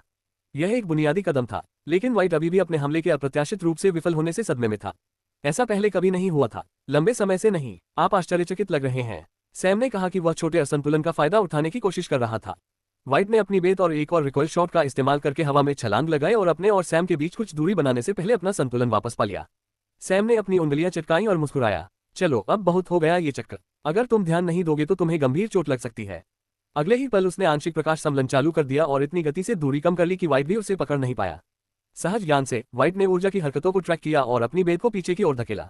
एक और रिकॉइल शॉट, वो मंच पर फिसला और कुछ दूरी बना ली, और सैम, जो आंशिक समलन रूप में वहां उपस्थित था, ने प्रतिक्षेप शॉट को अपनी मुट्ठी में झेल लिया।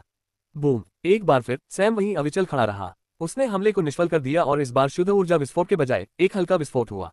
बिखरी हुई प्रकाश ऊर्जा पूरे क्षेत्र में इतनी तेजी से फैली कि इसने सुरक्षात्मक संरचना पर कुछ स्पष्ट निशान छोड़ दिए।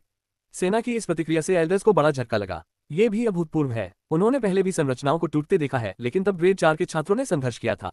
नए छात्रों द्वारा अपनी ऊर्जा से संरचना पर निशान बनाना उनके सदियों के अनुभव के बावजूद एक नई घटना है। और फिर झड़प शुरू हो गई। सबकी निगाहों के सामने सैम अचानक आया और एक सुनहरे फ्लैश की तरह गायब हो गया। व्हाइट को टक्कर मारकर ऐसे निकल गया जैसे वह वहां था ही नहीं। व्हाइट उसकी गति के साथ बने रहने की कोशिश कर रहा है। वह सैम को सीधे पकड़ नहीं सका। उसे ऊर्जा की गतिविधियों को ट्रैक करना था और सैम की चालों का अनुमान लगाना था। वह ज्यादातर समय सही होता है और वह रक्षात्मक हो जाता है। कुछ हिट के बाद उसे एहसास हुआ कि वह कुछ नुकसान उठा रहा है, भले ही वह हमलों को रोक रहा हो। उन्होंने रणनीति बदलने का निर्णय लिया। अवरोध डालने के बजाय उसने अपनी चालें चलनी शुरू कर दी। सैम के हमलों से टकराने वाली प्रतिक्रियाएं सुनहरी प्रकाश ऊर्जा जंगली अराजकता के साथ बिखर गई और सुनहरी चमक ने पूरे क्षेत्र को रोशन कर दिया। जैसे ही ऊर्जा उस पर पड़ी, वह संरचना बीच बीच में झपकने लगी। अगले कुछ मिनटों में संरचना पर कई सुनहरे धब्बे हैं और वे बढ़ते जा रहे हैं। लड़ाई तीव्र हो गई। व्हाइट घबरा गया। वह जानता था कि सैम अपने हमलों को बेअसर करने के लिए बहुत सारी ऊर्जा का उपयोग कर रहा है, इसलिए वह देखना चाहता था कि सैम की सीमा कहाँ है। अगर सैम जल्दी थक जाता है और फिर भी हमला करने की कोशिश करता है, तो ये बहुत धीमा होगा और व्हाइट को ये पता चल जाएगा कि सैम कैसे उसकी चालों को बेअसर कर रहा है। लेकिन मिनट बीत गए और सैम में थकावट के कोई लक्षण नहीं दिखे। वास्तव में उसकी चालें और भी पेचीदा होती जा रही हैं। बीच में कई तरह के छलकपट किए जा रहे हैं। पूरा मैदान इस लड़ाई को देखकर जयकारे लगाने लगा। अब तक ज्यादातर दर्शकों को इस बात से कोई फर्क नहीं पड़ता कि कौन जीतता है। वे किसी को इस प्रतिद्वंद्विता में शीर्ष पर आते देखना चाहते हैं। व्हाइट को पता चल गया कि वह हार रहा है और सैम ने उसे हराने का निश्चय कर लिया। अगले ही पल उसने सैम के हमले को रोकने की जहमत नहीं उठाई, बल्कि खुद ही हमला कर दिया। सैम ने मुस्कुराते हुए अपनी मुट्ठी व्हाइट पर मार दी। जैसे ही संपर्क हुआ, उसकी मुट्ठी व्हाइट के कंधे में छेद कर देने वाली थी, लेकिन उसे आश्चर्य हुआ जब व्हाइट उड़ गया। सैम के मुक्के का केवल आधा हिस्सा ही काम कर पाया। व्हाइट के कंधे पर गहरा घाव है और यह उसके सफेद कोट से आगे निकल गया। व्हाइट ने एक ही जगह पर अटके रहने से बचने के लिए अलग दिशा में रिकॉइल हिट अटैक का इस्तेमाल किया। सैम का पैटर्न टूट गया है। उसने इंतजार नहीं किया और एक बार फिर रिकॉइल हिट का इस्तेमाल किया। सैम ने अपनी चाल चली। अब लड़ाई पीछा करने के खेल में बदल गई। सैम ने व्हाइट को पकड़ने की पूरी कोशिश की और वह लगभग सफल हो गया। उसने बीच बीच में कुछ छोटे छोटे घाव छोड़े, लेकिन कोई महत्वपूर्ण हिट नहीं लगा पाया। एकमात्र अच्छी बात यह है कि व्हाइट सैम पर हमला करने में सक्षम नहीं है। सटीक रूप से कहें तो वह ही नुकसान उठा रहा है, हालांकि बहुत कम। अगले 10 मिनट के बाद सैम थोड़ा निराश हो गया। वह पूर्ण समलन चालू करना चाहता था और इस काम को खत्म करना चाहता था, लेकिन व्हाइट ने अप्रत्याशित किया। उन्होंने सैम के शरीर के अपेक्षाकृत सुरक्षित हिस्से पर सीधा प्रहार झेला तथा सैम की छाती पर प्रतिक्षेप प्रहार का प्रयोग किया। सैम ने जल्दबाजी में फैसला रद्द कर दिया और वह जानता था कि यह पर्याप्त नहीं होगा, इसलिए उसने जल्दी से व्हाइट के पेट पर लात मारी। बूम! एक विशाल अराजक विस्फोट ने उन दोनों को उड़ा दिया। सैम अपनी छाती पर चोट के साथ मैदान पर उतरा, जबकि व्हाइट मंच से गिर गया। मैच खत्म हो गया और एक बार फिर मुकाबला अनिश्चित है। सैम उतर गया, उसकी आंखों में निराशा साफ झलक रही थी और वह उन सीटों की ओर चला गया जहां गैम्बलर की अकादमी के छात्र बैठे थे। हालांकि भीड़ थोड़ी निराश थी, फिर भी उन्होंने खुशी मनाई। ये लड़ाई इन गैर छात्रों में से कई के लिए एक मास्टर क्लास है। व्हाइट ज़्यूस अकादमी की सीटों पर चले गए। पल के चेहरे पर उदासी थी, वह बेहद गुस्से में और निराश दिख रही थी। तुमने हार क्यों मान ली? उसने दांत पीसते हुए पूछा। वह बहुत कुछ सीख रहा है जबकि मैं कुछ भी नहीं सीख रहा हूँ। अगर ये लड़ाई और लंबी चली तो मेरा लाभ पूरी तरह खत्म हो जाएगा। अगर मुझे उससे लड़ना पड़ा तो मुझे अपने तुरुप के पत्ते इस्तेमाल करने होंगे, जो अच्छी बात नहीं है। लेकिन हमने अपनी प्रतिष्ठा खो दी। ज़्यूस अकादमी ने अपनी प्रतिष्ठा खो दी। मुझे खेद है, यदि अकादमी को बदनाम करने के लिए एक ही लड़ाई काफी है तो वहां शुरू करने के लिए ज्यादा कुछ नहीं है। जब मैं शामिल हुआ था तब मैंने आपको पहले ही बता दिया था। मुझे कुछ स्वतंत्रता चाहिए और इस बार मैं सिर्फ एक रैंक के लिए अपने तुरुप के पत्ते नहीं दिखा सकता, जो चीजों की बड़ी योजना में महत्वपूर्ण नहीं होने वाला है। व्हाइट ने शांतिपूर्वक उत्तर दिया और अपनी कुर्सी पर झुककर आराम करने की कोशिश करने लगा। वह पल की हताशा का कारण जानती थी। अब उसका अगला मुकाबला है और वह शीर्ष 10 में स्थान पाने के लिए लड़ रही है। लेकिन उसे निराशा इस बात की है कि यह उच्च रैंक के लिए नहीं है। इसके बजाय ये 10वीं रैंक के लिए है। ओपन टूर्नामेंट की शुरुआत में 6ठे स्थान पर रहने वाली वह खिलाड़ी अब अयोग्य ठहराए जाने के कगार पर है और उसे इस स्थान को बनाए रखने के लिए इस टूर्नामेंट में अपना सब कुछ लगाना पड़ा। यह एक अपमानजनक बात है। व्हाइट की हरकतों ने उस अपमान को और बढ़ा दिया। उसे समूह का नेता माना जाता था और व्हाइट के खुले शब्दों और असहमति ने उसे ऐसा महसूस कराया कि वह अब नेता नहीं है। अब उसका सम्मान नहीं किया जा रहा है। वह मंच पर आई और उनका प्रतिद्वंद्वी कोई ऐसा व्यक्ति था जिससे सैम बहुत परिचित थे। यह उनके जोकर अवतार के छात्रों में से एक है। वह लड़का जिससे सैम ने पहले ओपन टूर्नामेंट में लड़ाई की थी। वह लड़का जो बिजली और खंजर का इस्तेमाल करता है। वह भी ज़्यूस अकादमी से है और अगर सैम को सही याद है तो उसका नाम ब्रोंटे है। पहले टूर्नामेंट में वह शीर्ष 16 में था और ओपन टूर्नामेंट के अंत तक वह शीर्ष 10 के करीब पहुंच गया था। अब इंटर अकेडमी क्षेत्रीय टूर्नामेंट में वह पहले से ही 10वें स्थान के लिए प्रयास कर रहा है। अगर यह सुधार नहीं है तो सैम को नहीं पता कि क्या है। जब ब्रोंटे ने पल को देखा तो उसने गहरी सांस ली। उसे बहुत अच्छा लगा। सभी की जय जयकार सुनकर उसे बहुत अच्छा लगा और जब उसने पल को देखा तो उसे और भी अच्छा लगा। वह नोबल लीग का हिस्सा हो सकता है और वह क्रिस्टोस के साथ संवाद करने में सक्षम हो सकता है, लेकिन पल जैसा व्यक्ति क्रिस्टोस के प्रभाव से भी परे है। शैक्षणिक क्षेत्र के बाहर उसके पास उससे ज्यादा अधिकार, धन और संबंध हो सकते हैं, लेकिन क्षेत्र के अंदर वह कुलीनता के शिखर पर है।